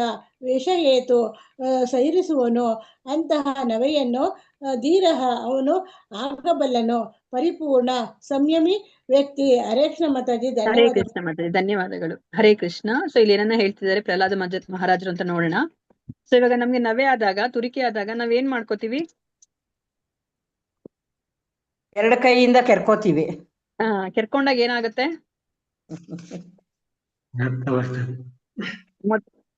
ಏನೋ ಒಂಥರ ಗಾಯ ಸುಖ ಆಗುತ್ತೆ. ಕೆರ್ಕೊಂಡಾಗ. ಮೊದಲಿಗೆ ನಮ್ಗೆ ಕೆರ್ಕೊಂಡಾಗ ಸಂತೋಷ ಏನೋ ಆಗುತ್ತೆ, ಒಂಥರ ಸಮಾಧಾನ ಅವ್ರಿಗೆ ಆಗುತ್ತೆ ಕೆರ್ಕೊಂಡಾಗ ಸಮಾಧಾನ ಅಲ್ವಾ? ಆಗುತ್ತೆ, ಸಮಾಧಾನ. ಹಾ, ಮೊದಲಿಗೆ ನಮ್ಗೆ ಸಮಾಧಾನ ಆಗುತ್ತೆ. ಆಮೇಲೆ ಮತ್ತೆ ಇನ್ನ ಕೆರ್ಕೊಂತ ಹೋದ್ರೆ ನಾವು ಏನಾಗುತ್ತೆ? ಗಾಯ ಆಗುತ್ತೆ. ಗಾಯ ಆಗತ್ತೆ ಅಲ್ವಾ? ಸೊ ಗಾಯ ಆದಾಗ ಏನಾಗುತ್ತೆ? ಅಲ್ಲಿ ನಮ್ಗೆ ನೋವು ಆಗುತ್ತೆ, ದುಃಖ ಆಗುತ್ತೆ ಅಲ್ವಾ? ಆ ಗಾಯ ಮತ್ತೆ ಅದು ಒಣಗ್ಲಿಕ್ಕೂ ಅದು ಕಷ್ಟ ಆದಾಗ ಇನ್ನ ನಮ್ಗೆ ತೊಂದರೆ ಆಗಿ ಅದರಿಂದ ನಮ್ಗೆ ದುಃಖನೇ ಆಗೋದು ಅಲ್ವಾ? ಸೊ ಇಲ್ಲಿ ಪ್ರಹ್ಲಾದ ಮಹಾರಾಜ ಈ ಒಂದು ಕಂಡೂಯ ನೇನ ಅಂದ್ರೆ ನವೆ. ಸೊ ಈ ಕಂಡೂಯ ನೇನಾಗೆ ಏನಕ್ಕೆ ಹೋಲಿಸ್ತಾ ಇದ್ದಾರೆ ಅಂತಂದ್ರೆ ಅವರು ಮೈಥುನ ಸುಖಕ್ಕೆ ಅವರು ಹೋಲಿಸ್ತಾ ಇದ್ದಾರೆ. ಸೊ ಮೈಥುನ ಸುಖ ಯಾವ ತರ ಅಂತಂದ್ರೆ ನವೆ ತರ ಅಂತ ಹೇಳ್ಬಿಟ್ಟು ಇಲ್ಲಿ ನಮ್ಗೆ ಅರ್ಥ ಮಾಡಿಸ್ತಾ ಇದ್ದಾರೆ. ಮತ್ತೆ ಇಲ್ಲಿ ಇನ್ನ ಒಂದು ಪದ ಇದೆ, ಕೃಪಣ ಅಂತ ಹೇಳ್ಬಿಟ್ಟು. ಸೊ ಪ್ರಭುಪದ ನಮ್ಗೆ ಈ ಎರಡು ವಿಷಯಗಳ ಬಗ್ಗೆ ನಮ್ಗೆ ಇಲ್ಲಿ ಹೇಳ್ತಾ ಇದ್ದಾರೆ. ಮತ್ತೆ ಧೀರಹ, ಸೊ ಧೀರಹ ಅನ್ನೋದ್ರ ಬಗ್ಗೆನೂ ನಮ್ಗೆ ಇಲ್ಲಿ ಹೇಳ್ತಾ ಇದ್ದಾರೆ. ಯಾರು ಧೀರ? ಸೊ ಈ ಒಂದು ನವೆ ಆದಾಗ ಅದನ್ನ ಯಾರು ಸಹಿಸ್ತಾರೆ ಅವ್ರನ್ನ ಇಲ್ಲಿ ಧೀರಹ ಅಂತ ಹೇಳ್ಬಿಟ್ಟು ಇಲ್ಲಿ ಕರೀತಾ ಇದ್ದಾರೆ. ಅಂತಹ ನವೆಯನ್ನ ಯಾರು ಸಹಿಸ್ತಾರೆ ಅವ್ರನ್ನ ಪರಿಪೂರ್ಣ ವ್ಯಕ್ತಿ ಅಥವಾ ಸಂಯಮಿ ವ್ಯಕ್ತಿ ಅಂತ ಹೇಳ್ಬಿಟ್ಟು ಇಲ್ಲಿ ಹೇಳ್ತಾ ಇದ್ದಾರೆ. ಮತ್ತೆ ಅನುವಾದ ಮತ್ತು ಭಾವಾರ್ಥ ಶಿಲಪ್ರಭುಪಾದ ಅವರಿಗೆ ಜಯವಾಗಲಿ. ಹರೇ ಕೃಷ್ಣ. ಯಾರಾದ್ರೂ ಓದ್ತೀನಿ ಮಾತಾಜಿ. ಓದಿ ಮಾತಾಜಿ. ಅನುವಾದ. ನವೆಯನ್ನು ಹೋಗಲಾಡಿಸಿಕೊಳ್ಳಲು ಎರಡು ಕೈಗಳನ್ನು ಉಜ್ಜುವ ಹಾಗೆ ಎಂದು ಮೈಥುನಕ್ಕೆ ಹೋಲಿಕೆ ಕೊಡಲಾಗಿದೆ. ಗೃಹಮೇಧಿಗಳು ಗೃಹಸ್ಥರೆನಿಸಿಕೊಳ್ಳುವವರು, ಆಧ್ಯಾತ್ಮಿಕ ಜ್ಞಾನವಿಲ್ಲದವರು. ಈ ನವೆಯ ಸ್ಥಿತಿಯೇ ಅತ್ಯಂತ ಸುಖದಾಯಕ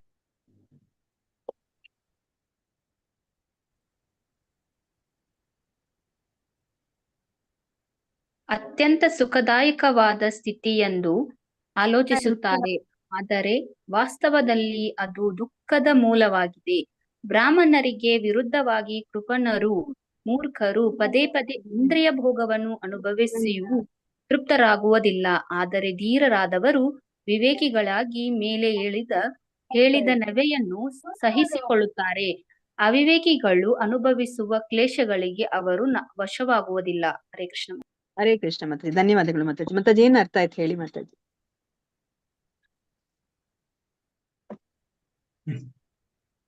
ಅಂದ್ರೆ ಇದು 3 ಕ್ಲೇಶಗಳಿದಾವಲ್ವಾ ಮಾತಾಜಿ, ಅದಕ್ಕೆ ಅವರು ವಶವಾಗೋದಿಲ್ಲ ಅಂತ ಹೇಳ್ತಾ ಇದ್ದಾರೆ ಮಾತಾಜಿ. ಓಕೆ, ಮತ್ತೆ ಇನ್ನೇನ್ ಹೇಳ್ತಿದ್ದಾರೆ ಮಾತಾಜಿ?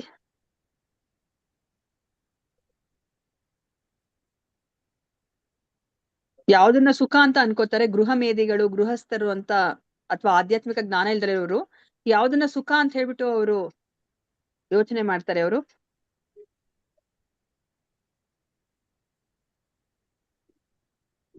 ಸೊ ಈಗ ನಮ್ಗೆ ಹೇಳಿರೋ ಹಾಗೇನೆ ಇಲ್ಲಿ ಈ ಭೌತಿಕ ಪ್ರಪಂಚದಲ್ಲಿ ಇರೋ ಸುಖಗಳಲ್ಲೆಲ್ಲ ಅತ್ಯಂತವಾದ ಹೆಚ್ಚು ಸುಖ ಕೊಡುವಂಥದ್ದು ಈ ಮೈಥುನ ಸುಖ ಅಂತ ಹೇಳ್ಬಿಟ್ಟು ಅರ್ಥ ಮಾಡ್ಕೊಂಡಿದ್ದಾರೆ ಜನಗಳೆಲ್ಲಾನು ಸಹ ಅರ್ಥ ಮಾಡ್ಕೊಂಡಿದ್ದಾರೆ. ಸೊ ಅದಕ್ಕೆ ಇಲ್ಲಿ ಏನನ್ನ ಹೇಳ್ತಾ ಇದ್ದಾರೆ, ಆ ಒಂದು ಸುಖ ಏನಿದೆ ಅಂತಂದ್ರೆ ನವೆಯನ್ನ ಹೋಗಲಾಡಿಸಿಕೊಳ್ಳಲು ಎರಡು ಕೈಗಳನ್ನು ಉಜ್ಜುವ ಆ ಸುಖಕ್ಕೆ, ಆ ಮೈಥುನ ಸುಖಕ್ಕೆ ಹೋಲಿಕೆಯನ್ನ ಕೊಡ್ತಾ ಇದ್ದಾರೆ. ಸೊ ಅಂದ್ರೆ ಏನರ್ಥ?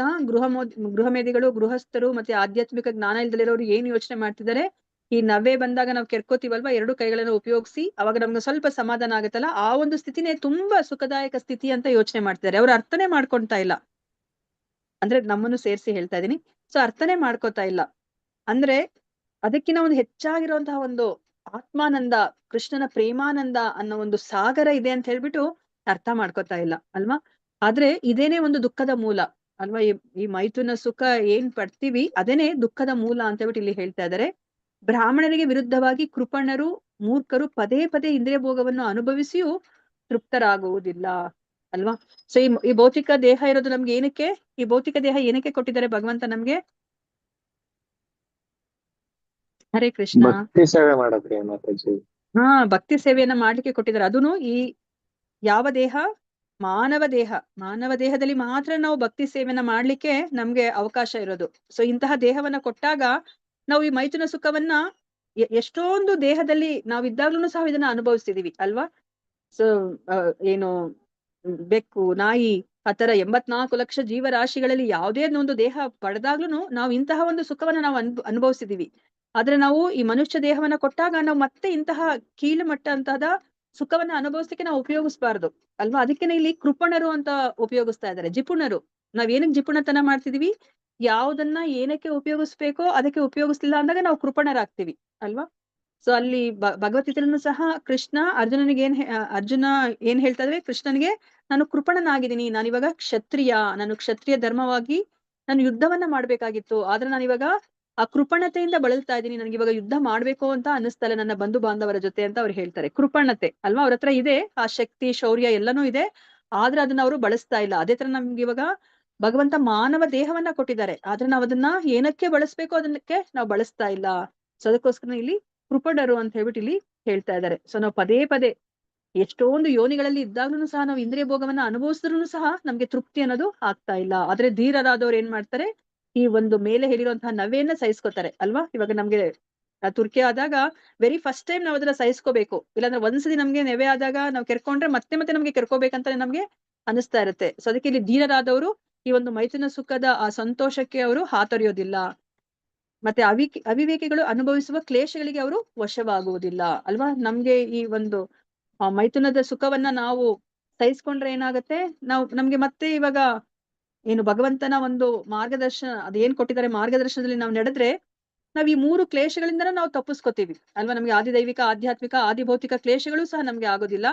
ಈ ಭೌತಿಕ ಪ್ರಪಂಚದಲ್ಲಿ ಇದ್ದಾಗ್ಲೂ ಸುಖವಾಗಿರ್ತೀವಿ. ಆಮೇಲೆ ಈ ದೇಹವನ್ನ ಬಿಟ್ಟು ಹೋದ್ಮೇಲೂ ಸಹ ನಾವು ಆ ಪರಮ ಗತಿಯನ್ನ ನಾವು ತಲುಪ್ತೀವಿ ಅಲ್ವಾ? ಅದಕ್ಕೆ ಅಂತವ್ರನ್ನ ಧೀರ ಅಂತ ಹೇಳ್ಬಿಟ್ಟು ಇಲ್ಲಿ ಹೇಳ್ತಾ ಇದ್ದಾರೆ. ಸೊ ನಮ್ಗೆ ಪ್ರಭುಪಾದರು ಹೇಳಿದ ಹಾಗೇನೆ ಇವಾಗ ಗೃಹಸ್ಥಾಶ್ರಮದಲ್ಲಿ ಇರೋರು ಅಕಸ್ಮಾತ್ ಏನಾದ್ರೂ ಅವರು ಮಕ್ಕಳನ್ನ ಪಡೆದ್ರು ಸಹ ಅವ್ರನ್ನ ಕೃಷ್ಣ ಪ್ರಜ್ಞೆಗೆ ಅವ್ರು ಕರ್ಕೊಂಡ್ ಬರ್ಬೇಕು. ಕೃಷ್ಣ ಪ್ರಜ್ಞೆಗೆ ಕರ್ಕೊಂಡ್ ಬರ್ಲಿಲ್ಲ ಅಂದ್ರೆ ನೀವು ತಂದೆನೂ ಆಗೋಗಿಲ್ಲ, ತಾಯಿನೂ ಆಗೋಗಿಲ್ಲ, ಗುರುನೂ ಆಗೋಗಿಲ್ಲ, ದೇವತೆಗಳೂ ಸಹ ಆಗೋಗಿಲ್ಲ ಅಂತ ಹೇಳ್ಬಿಟ್ಟು ಅವ್ರು ಹೇಳ್ತಾರೆ. ಅಕಸ್ಮಾತ್ ನೀವು ಕೃಷ್ಣ ಪ್ರಜ್ಞೆಗೆ ಕರ್ಕೊಂಡ್ ಬರ್ತೀರಾ ಮಕ್ಕಳನ್ನ ಅಂತಂದ್ರೆ ನೀವು ಎಷ್ಟು ಬೇಕಾದ್ರೂ ಮಕ್ಕಳನ್ನ ಮಾಡ್ಕೊಳ್ಳಿ ಅಂತ ಅಲ್ಲಿ ಹೇಳಿದ್ದಾರೆ ಅಲ್ವಾ? ಆ ಜವಾಬ್ದಾರಿ, ಆ ಮೈತ್ರಿಯ ಸುಖದ ಒಂದು ಫಲ ಏನು? ಒಂದು ಮಗು ಬರುತ್ತೆ. ಆ ಮಗುವನ್ನ ನಾವು ಜವಾಬ್ದಾರಿತವಾಗಿ ಸಾಕೋ ಅಂತಹದನ್ನ ನಾವು ಆ ಒಂದು ಜವಾಬ್ದಾರಿನ ನಾವು ತಗೊಂಡ್ರೆ ಅವಾಗ ಬೇಕಾದ್ರೆ ನಾವು ಈ ಮೈಥುನ ಸುಖವನ್ನ ನಾವು ಅನುಭವಿಸ್ಬೋದು. ಇಲ್ಲ ಇದು ಬರೇ ನಮ್ಗೆ ಇಂದ್ರಿಯ ಸುಖ ಅಂತ ಹೇಳ್ಬಿಟ್ಟು ನಾವು ಅದನ್ನ ಅನುಭವಿಸಿದಾಗ ಅದು ತುಂಬಾನೇ ಅದು ಏನು ಇದಕ್ಕೆ ಏನ್ ಹೇಳ್ತಾರೆ ತುಚ್ಛ ಅಂತ ಹೇಳ್ಬಿಟ್ಟು ಇಲ್ಲಿ ಹೇಳ್ತಾ ಇದ್ದಾರೆ. ಸೊ ಭಾವಾರ್ಥದಲ್ಲಿ ಪ್ರಭುಪಾದರು ಏನ್ ಹೇಳ್ತಾರೆ ಅಂತ ಹೇಳ್ಬಿಟ್ಟು ನೋಡೋಣ. ಹರೇ ಕೃಷ್ಣ. ಯಾರಾದ್ರೂ ಓದಿ ಈ ಒಂದು ಪ್ಯಾರವನ್ನ ಓದಿ. ಓದ್ಲಾ ಮಾತಾಜಿ? ಆಗ್ಲೇ ನಾನು ಓದಕ್ಕಾಗ್ಲಿ. ಓದಿ ಹರೇ ಮಾತಾಜಿ. ಕೃಷ್ಣ ಮಾತಾಜಿ. ಈ ಭೌತ ಜಗತ್ತಿನಲ್ಲಿ ಲೈಂಗಿಕ ಸಂಭೋಗವೇ ಅತ್ಯುತ್ತಮವಾದ ಸುಖವೆಂದು ಐಹಿಕವಾದಿಗಳು ಭಾವಿಸುತ್ತಾರೆ. ಆದ್ದರಿಂದ ಅವರು ತಮ್ಮ ಇಂದ್ರಿಯಗಳನ್ನು, ವಿಶೇಷವಾಗಿ ಜನನೇಂದ್ರಿಯಗಳನ್ನು ತೃಪ್ತಿಪಡಿಸಲು ವ್ಯಾಪಕವಾದ ಯೋಜನೆಗಳನ್ನು ಹಾಕಿಕೊಳ್ಳುತ್ತಾರೆ. ಇದು ಸಾಮಾನ್ಯವಾಗಿ ಎಲ್ಲಾ ಕಡೆಯೂ ಕಂಡುಬರುವ ಪರಿಸ್ಥಿತಿಯಾದರೂ ವಿಶೇಷವಾಗಿ ಪಾಶ್ಚಾತ್ಯ ಜಗತ್ತಿನಲ್ಲಿ ಇದನ್ನು ನೋಡಬಹುದು. ಅಲ್ಲಿ ಅನೇಕ ವಿಧಾನಗಳಿಂದ ಲೈಂಗಿಕ ತೃಷೆಯನ್ನು ತೃಪ್ತಿಪಡಿಸಲು ಬೇಕಾದಷ್ಟು ವ್ಯವಸ್ಥೆಗಳಿವೆ. ಆದರೆ ವಸ್ತುತಃ ಇದರಿಂದ ಯಾರೂ ಸಂತುಷ್ಟರಾಗಿಲ್ಲ. ತಮ್ಮ ತಂದೆ ತಾತಂದಿರ ಸುಖಭೋಗಗಳನ್ನೆಲ್ಲ ತೊರೆದು ಬಂದ ಹಿಪ್ಪಿಗಳು ಕೂಡ ಲೈಂಗಿಕ ಜೀವನದ ಇಂದ್ರಿಯ ಸುಖವನ್ನು ತ್ಯಜಿಸಲಾರರು. ಅಂತಹ ವ್ಯಕ್ತಿಗಳನ್ನು ಇಲ್ಲಿ ಕೃಪಣರು, ಜಿಪುಣರು ಎಂದು ವರ್ಣಿಸಿದೆ. ಮಾನವ ದೇಹವನ್ನು ಧರಿಸಿ ಬಂದಿರುವುದೇ ಒಂದು ದೊಡ್ಡ ಆಸ್ತಿ. ಏಕೆಂದರೆ ಬದುಕಿನ ನಿಜವಾದ ಲಕ್ಷ್ಯವನ್ನು ಈಡೇರಿಸಿಕೊಳ್ಳಲು ಸಾಧ್ಯವಾಗುವುದು ಈ ಜನ್ಮದಲ್ಲೇ. ದುರಾದೃಷ್ಟವಶಾತ್ ಶಿಕ್ಷಣ ಮತ್ತು ಸಂಸ್ಕೃತಿಯ ಅಭಾವದಿಂದಾಗಿ ಜನರು ಲೈಂಗಿಕ ಭೋಗದ ಮಿಥ್ಯ ಸುಖಕ್ಕೆ ಬಲಿಯಾಗುತ್ತಿದ್ದಾರೆ.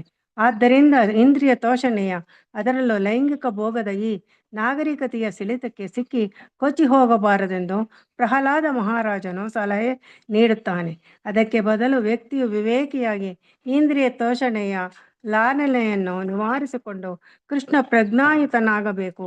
ಮೂರ್ಖ ಜಿಪುಣನಿಗೆ ಹೋಲಿಸಿರುವ ಕಾಮುಕ ವ್ಯಕ್ತಿ ಇಂದ್ರಿಯ ಭೋಗದಿಂದ ಎಂದಿಗೂ ಸಂತೋಷ ಪಡಲಾರನು. ಭೌತಿಕ ಪ್ರಕೃತಿಯನ್ನು ಗೆಲ್ಲುವುದು ಬಹು ಕಷ್ಟ. ಆದರೆ ಕೃಷ್ಣನು ಭಗವದ್ಗೀತೆಯಲ್ಲಿ 7.14 ಹೇಳಿರುವಂತೆ, ಮಾತಾಜಿ ಮೇಲ್ ಮಾಡಬೇಕು. ಹರೇ ಕೃಷ್ಣ ಮಾತಾಜಿ, ಈ ಕಡೆ ಇನ್ಬಿಸ್ತಲ್ಲದು ಮಾತಾಜಿ. ಸರಿ ಹರೇ ಕೃಷ್ಣ ಮಾತಾಜಿ, ಧನ್ಯವಾದಗಳು ಮಾತಾಜಿ. ಹರೇ ಕೃಷ್ಣ. ಇದನ್ನ ಧನ್ಯವಾದಗಳು. ಹರೇ ಕೃಷ್ಣ ಇದನ್ನ ಮಾತಾಜಿ. ಅರ್ಥ ಮಾಡ್ಕೊಂಡು ನೆಕ್ಸ್ಟ್ ಇದಕ್ಕೆ ಧನ್ಯವಾದಗಳು. ಹೋಗೋಣಂತೆ ಮಾತಾಜಿ. ಹರೇ ಕೃಷ್ಣ. ಆಗ್ಲಿ. ಸೊ ಇಲ್ಲಿ ಏನನ್ನ ಹೇಳ್ತಾ ಇದ್ರೆ, ಐಹಿಕವಾದಿಗಳ ಪ್ರಕಾರ ಈ ಭೌತಿಕ ಜಗತ್ತಿನಲ್ಲಿ ಲೈಂಗಿಕ ಸಂಭೋಗವೇ ಅತ್ಯುತ್ತಮವಾದ ಸುಖ ಅಂತ ಹೇಳ್ಬಿಟ್ಟು ಇಲ್ಲಿ ಅವ್ರು ಭಾವಿಸ್ತಾ ಇದ್ದಾರೆ ಅಲ್ವಾ. ಅವ್ರು ಇವಾಗ ತಮ್ಮ ಇಂದ್ರಿಯಗಳಲ್ಲಿ ವಿಶೇಷವಾಗಿ ಜನನೇಂದ್ರಿಯಗಳನ್ನ ಅವರು ತೃಪ್ತಿಪಡಿಸ್ಲಿಕ್ಕೆ ತುಂಬಾ ಯೋಜನೆಗಳನ್ನ ಅವ್ರು ಹಾಕೋತಾರೆ ಅಲ್ವಾ. ಇವಾಗ ಪ್ರಭುಪಾದರು ನಮ್ಗೆ ಏನ್ ಅರ್ಥ ಮಾಡಿಸ್ತಾ ಇದಾರೆ, ಸೊ ಇವಾಗ ನೀವು ಇಂದ್ರಿಯ ಸುಖವನ್ನ ಲೈಂಗಿಕ ಸಂಭೋಗವನ್ನ ನೀವು ಮಾಡಿದ್ರೆ ಅದರ ಫಲ ಆ ಮಗುವನ್ನ ನೀವು ಏನು ಪಡೆದು ಅದನ್ನ ಜವಾಬ್ದಾರಿಯುತವಾಗಿ ನೀವು ಸಾಕ್ತೀರಾ, ಕೃಷ್ಣ ಪ್ರಜ್ಞೆಗೆ ತಗೊಂಬರೋ ತರ ಮಾಡ್ತೀರಾ ಅಂದ್ರೆ ಪರವಾಗಿಲ್ಲ. ಬರೇ ನೀವು ಜನನೇಂದ್ರಿಯಗಳನ್ನ ತೃಪ್ತಿಪಡಿಸ್ಲಿಕ್ಕೆ ನೀವು ಯೋಜನೆಗಳನ್ನ ಹಾಕೊಂಡ್ರೆ ಅಲ್ವಾ. ನಾವ್ ಇವಾಗ ಎಷ್ಟೊಂದು ನಮ್ಮ ಸೈಂಟಿಸ್ಟ್ ಎಲ್ಲ ತಯಾರು ಮಾಡಿದ್ದಾರೆ ಅಲ್ವಾ. ಇಂದ್ರಿಯ ಸುಖವನ್ನ ಅನುಭವಿಸ್ಬೇಕು, ಆದ್ರೆ ಅದರ ಫಲ ಬೇಡ, ಅದನ್ನ ತಡಿಬೇಕು. ಆ ತಡಿಲಿಕ್ಕೆ ಎಷ್ಟೆಲ್ಲ ಯೋಜನೆಗಳನ್ನ ಹಾಕೊಂಡಿದ್ದಾರೆ. ಇದು ಸಾಮಾನ್ಯವಾಗಿ ಎಲ್ಲಾ ಕಡೆ ಇರುವಂತಹ ಪರಿಸ್ಥಿತಿ. ಅದು ಏನು ವಿಶೇಷವಾಗಿ ಪಾಶ್ಚಿಮಾತ್ಯ ದೇಶದಲ್ಲಿ ನೋಡ್ಬೋದು. ಇಲ್ಲಾದ್ರೂ ಇಲ್ಲಿ ಮದ್ವೆ ಅಂತ ಹೇಳ್ಬಿಟ್ಟು ಮಾಡ್ಕೊಂಡು ಅದಕ್ಕೊಂದು ಲೈಸೆನ್ಸ್ ಅನ್ನ ಕೊಟ್ಟು ಆಯ್ತು ನೀವು ಇಂದ್ರಿಯ ಭೋಗವನ್ನ ಮಾಡಿ ಅಂತ ಹೇಳ್ಬಿಟ್ಟು ಬಿಡ್ತಾರೆ. ಆದ್ರೆ ಪಾಶ್ಚಿಮಾತ್ಯ ದೇಶದಲ್ಲಿ ಅಲ್ಲಿ ಆಲ್ಮೋಸ್ಟ್ ನಾಯಿಗಳು ಮತ್ತೆ ಬೆಕ್ಕುಗಳು ಯಾವ ತರ ಲೈಂಗಿಕ ಕ್ರಿಯೆಯನ್ನ ಮಾಡುತ್ತೋ ಅದೇ ತರ ಅಲ್ಲಿರುವಂತಹ ಹೆಣ್ಣು ಗಂಡುಗಳು ಮಾಡ್ತಾರೆ ಅಲ್ವಾ. ಅದನ್ನೇ ಇಲ್ಲಿ ಹೇಳ್ತಾ ಇದ್ದಾರೆ. ಅಲ್ಲಿ ಅನೇಕ ವಿಧಾನಗಳಿಂದ ಲೈಂಗಿಕ ತೃಷ್ಟಿಯನ್ನು ತೃಪ್ತಿಪಡಿಸಲು ಬೇಕಾದಷ್ಟು ವ್ಯವಸ್ಥೆಗಳಿದೆ ಅಂತ ಹೇಳ್ಬಿಟ್ಟು ಪ್ರಭುಪಾದರು ಹೇಳ್ತಾ ಇದ್ದಾರೆ. ಆದ್ರೆ ವಸ್ತುತಃ ಇದರಿಂದ ಯಾರಿಗೂ ಸಂತುಷ್ಟರಾಗಿಲ್ಲ ಅಲ್ವಾ. ಇವಾಗ ಅಕಸ್ಮಾತ್ ಇದರಿಂದ ತುಂಬಾ ಉನ್ನತವಾದಂತಹ ಸಂತೋಷ ಸಿಗಂಗಿದ್ರೆ ಪಾಶ್ಚಿಮಾತ್ಯ ದೇಶದಲ್ಲಿ ಎಲ್ಲರೂ ಸಂತೋಷವಾಗಿರ್ಬೋದಾಗಿತ್ತು ಅಲ್ವಾ. ಅಲ್ಲಿ ಯಾವುದೇ ಒಂದು ಅಡೆತಡೆ ಇಲ್ಲ. ಇಲ್ಲಿ ಇಂಡಿಯಾದಲ್ಲಾದ್ರೂ ಅದಕ್ಕೊಂದು ಅಡೆತಡೆ ಇದೆ ನಮ್ಗೆ ಅಲ್ವಾ. ಆತರ ನಾವು ನಾಯಿ ಬೆಕ್ಕುಗಳ ತರ ನಾವು ಆ ಲೈಂಗಿಕ ಕ್ರಿಯೆನ ನಾವು ಮಾಡ್ಲಿಕ್ಕೆ ಇಲ್ಲಿ ಒಂದು ಅವಕಾಶ ಇಲ್ಲ. ಆದ್ರೆ ಪಾಶ್ಚಿಮಾತ್ಯ ದೇಶದಲ್ಲಿ ಅದಕ್ಕೊಂದು ಅವಕಾಶ ಇದೆ. ನಿಜವಾಗ್ಲೂ ಅದೇ ಅತ್ಯುತ್ತಮ ಸುಖವನ್ನ ಕೊಡೋ ತರ ಆಗಿದ್ರೆ ಪಾಶ್ಚಿಮಾತ್ಯ ದೇಶದಲ್ಲಿ ಎಲ್ಲರೂ ಸಂತೋಷವಾಗಿರ್ಬೇಕಾಗಿತ್ತು ಅಲ್ವಾ. ಆದ್ರೆ ಅದು ವಾಸ್ತವ್ಯವಾಗಿ ಆತರ ಆಗ್ಲಿಕ್ಕೆ ಸಾಧ್ಯ ಇಲ್ಲ. ತಮ್ಮ ತಂದೆ ತಾತಂದಿರ ಸುಖ ಭೋಗಗಳನ್ನೆಲ್ಲ ತೊರೆದು ಬಂದ ಹಿಪ್ಪಿಗಳು ಕೂಡ ಲೈಂಗಿಕ ಜೀವನದ ಇಂದ್ರಿಯ ಸುಖವನ್ನ ತ್ಯಜಿಸಲಾರರು. ಅಂತಹ ವ್ಯಕ್ತಿಗಳನ್ನು ಇಲ್ಲಿ ಕೃಪಣರು ಜಿಪುಣರು ಎಂದು ವರ್ಣಿಸಿದೆ. ನೋಡಿ, ಅವರು ಅಲ್ಲಿರುವಂತಹ ಹಿಪ್ಪಿಗಳು ಆ ಸಮಯದಲ್ಲಿ ವಿಯೆಟ್ನಾಂ ವಾರ್ ನಡೀತಾ ಇದ್ದಾಗ ಎಲ್ಲರನ್ನೂ ಸಹ ಸರ್ಕಾರ ನೀವು ಈ ಒಂದು ಯುದ್ಧದಲ್ಲಿ ಪಾಲ್ಗೊಳ್ಳಿ ಅಂತ ಹೇಳ್ತಾ ಇದ್ರು. ಸೊ ಅದಕ್ಕೋಸ್ಕರ ಅವ್ರೇನ್ ಮಾಡಿದ್ರು, ಮನೆಯಲ್ಲಿ ಇದ್ರೇನೆ ತಾನೇ ನಮ್ಮನ್ನ ಸರ್ಕಾರ ಇಟ್ಕೊಂಡು ನಮ್ಗೆ ಈ ಒಂದು ಯುದ್ಧ ಮಾಡ್ಲಿಕ್ಕೆ ನಮ್ಮನ್ನ ಕರ್ಕೊಂಡು ಹೋಗ್ತಾರ ಅಂತ ಹೇಳ್ಬಿಟ್ಟು ಅವ್ರೇನ್ ಮಾಡ್ತಾರೆ, ಮನೆ ಮಠ ಎಲ್ಲವನ್ನ ತೊರೆದಿದ್ದಾರೆ. ಮನೆ ಮಠ ತೊರೆಯೋದಂದ್ರೆ ಅವ್ರೆಲ್ಲರೂ ಸಹ ತುಂಬಾ ಶ್ರೀಮಂತರಾಗಿರ್ತಾರೆ. ತಾತ ಮುತ್ತಾತರಿಂದ ಬಂದಿರೋ ಆಸ್ತಿ ಪಾಸ್ತಿ ತಂದೆ ತಾಯಿ ಎಲ್ಲರನ್ನು ತೊರೆದು ಅವರು ಬೀದಿಗೆ ಬರ್ತಾರೆ. ಆದ್ರೂ ಅಂತವ್ರು ಸಹ ಈ ಒಂದು ಲೈಂಗಿಕ ಕ್ರಿಯೆಯನ್ನ ಅವರು ತ್ಯಜಿಸ್ಲಿಕ್ಕೆ ಅವ್ರಿಗೆ ಸಾಧ್ಯ ಆಗುದಿಲ್ಲ. ಅವರು ಗರ್ಲ್ ಫ್ರೆಂಡ್ಸ್ ಅನ್ನ ಅವರು ಇಟ್ಕೊಂಡಿದ್ರು. ಪ್ರಭುಪಾದರನ್ನ ಕಣ್ಣಾರೆ ಅವರು ನೋಡಿದ್ದಾರೆ. ಮತ್ತೆ ಅವರ ಜೊತೆ ಇದ್ದವರೆಲ್ಲರನ್ನೂ ಸಹ ಅಂತಹ ವ್ಯಕ್ತಿಗಳೇ ಅಲ್ವಾ, ಅಂತಹ ಯುವಕರೇ ಅವ್ರ ಜೊತೆ ಇದ್ದಿದ್ದು. ಅದನ್ನೇ ಇಲ್ಲಿ ಹೇಳ್ತಾ ಇದ್ದಾರೆ. ಅವರೆಲ್ಲರನ್ನೂ ಸಹ ಕೃಪಣರು ಜಿಪುಣರು. ಯಾಕಂದ್ರೆ ಅವರು ದೇಹವನ್ನ ಏನಕ್ಕೆ ಉಪಯೋಗಿಸ್ಕೋಬೇಕೋ ಅದಕ್ಕೆ ಅವರು ಉಪಯೋಗಿಸ್ಕೊತಾ ಇಲ್ಲ. ನೋಡಿ, ಮಾನವ ದೇಹ ಬಂದಿರೋದೇ ನಮ್ಗೆ ದೊಡ್ಡ ಆಸ್ತಿ. ಅದಕ್ಕೆ ನಮ್ಗೆ ಪ್ರಭುಪಾದರು ಯಾವಾಗ್ಲೂ ಹೇಳ್ತಾರೆ ಅಲ್ವಾ.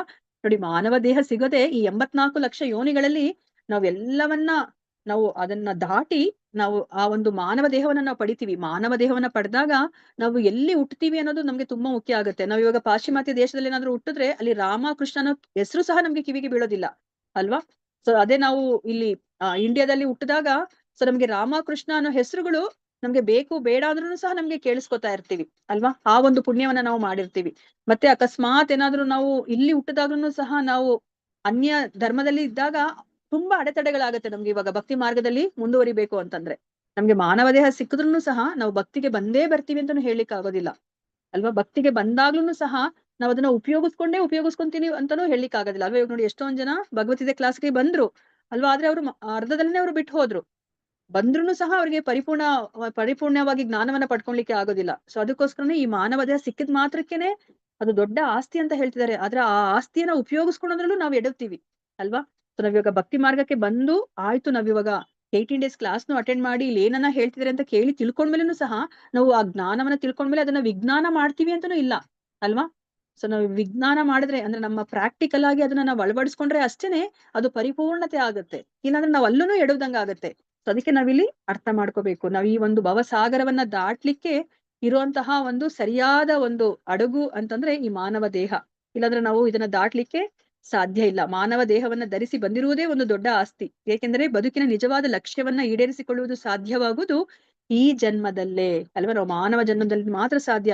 ನಮಗ್ ಗೊತ್ತಿಲ್ಲ ಮುಂದಿನ ಜನ್ಮದಲ್ಲಿ ನಮ್ಗೆ ಏನಾಗುತ್ತೆ, ಎಂತಹ ಒಂದು ದೇಹವನ್ನ ಪಡಿತೀವಿ ಅಂತ ನಾವ್ ಯಾರು ಅರ್ಥ ಮಾಡ್ಕೊಳ್ಲಿಕ್ಕೆ ಆಗೋದಿಲ್ಲ ಅಲ್ವಾ.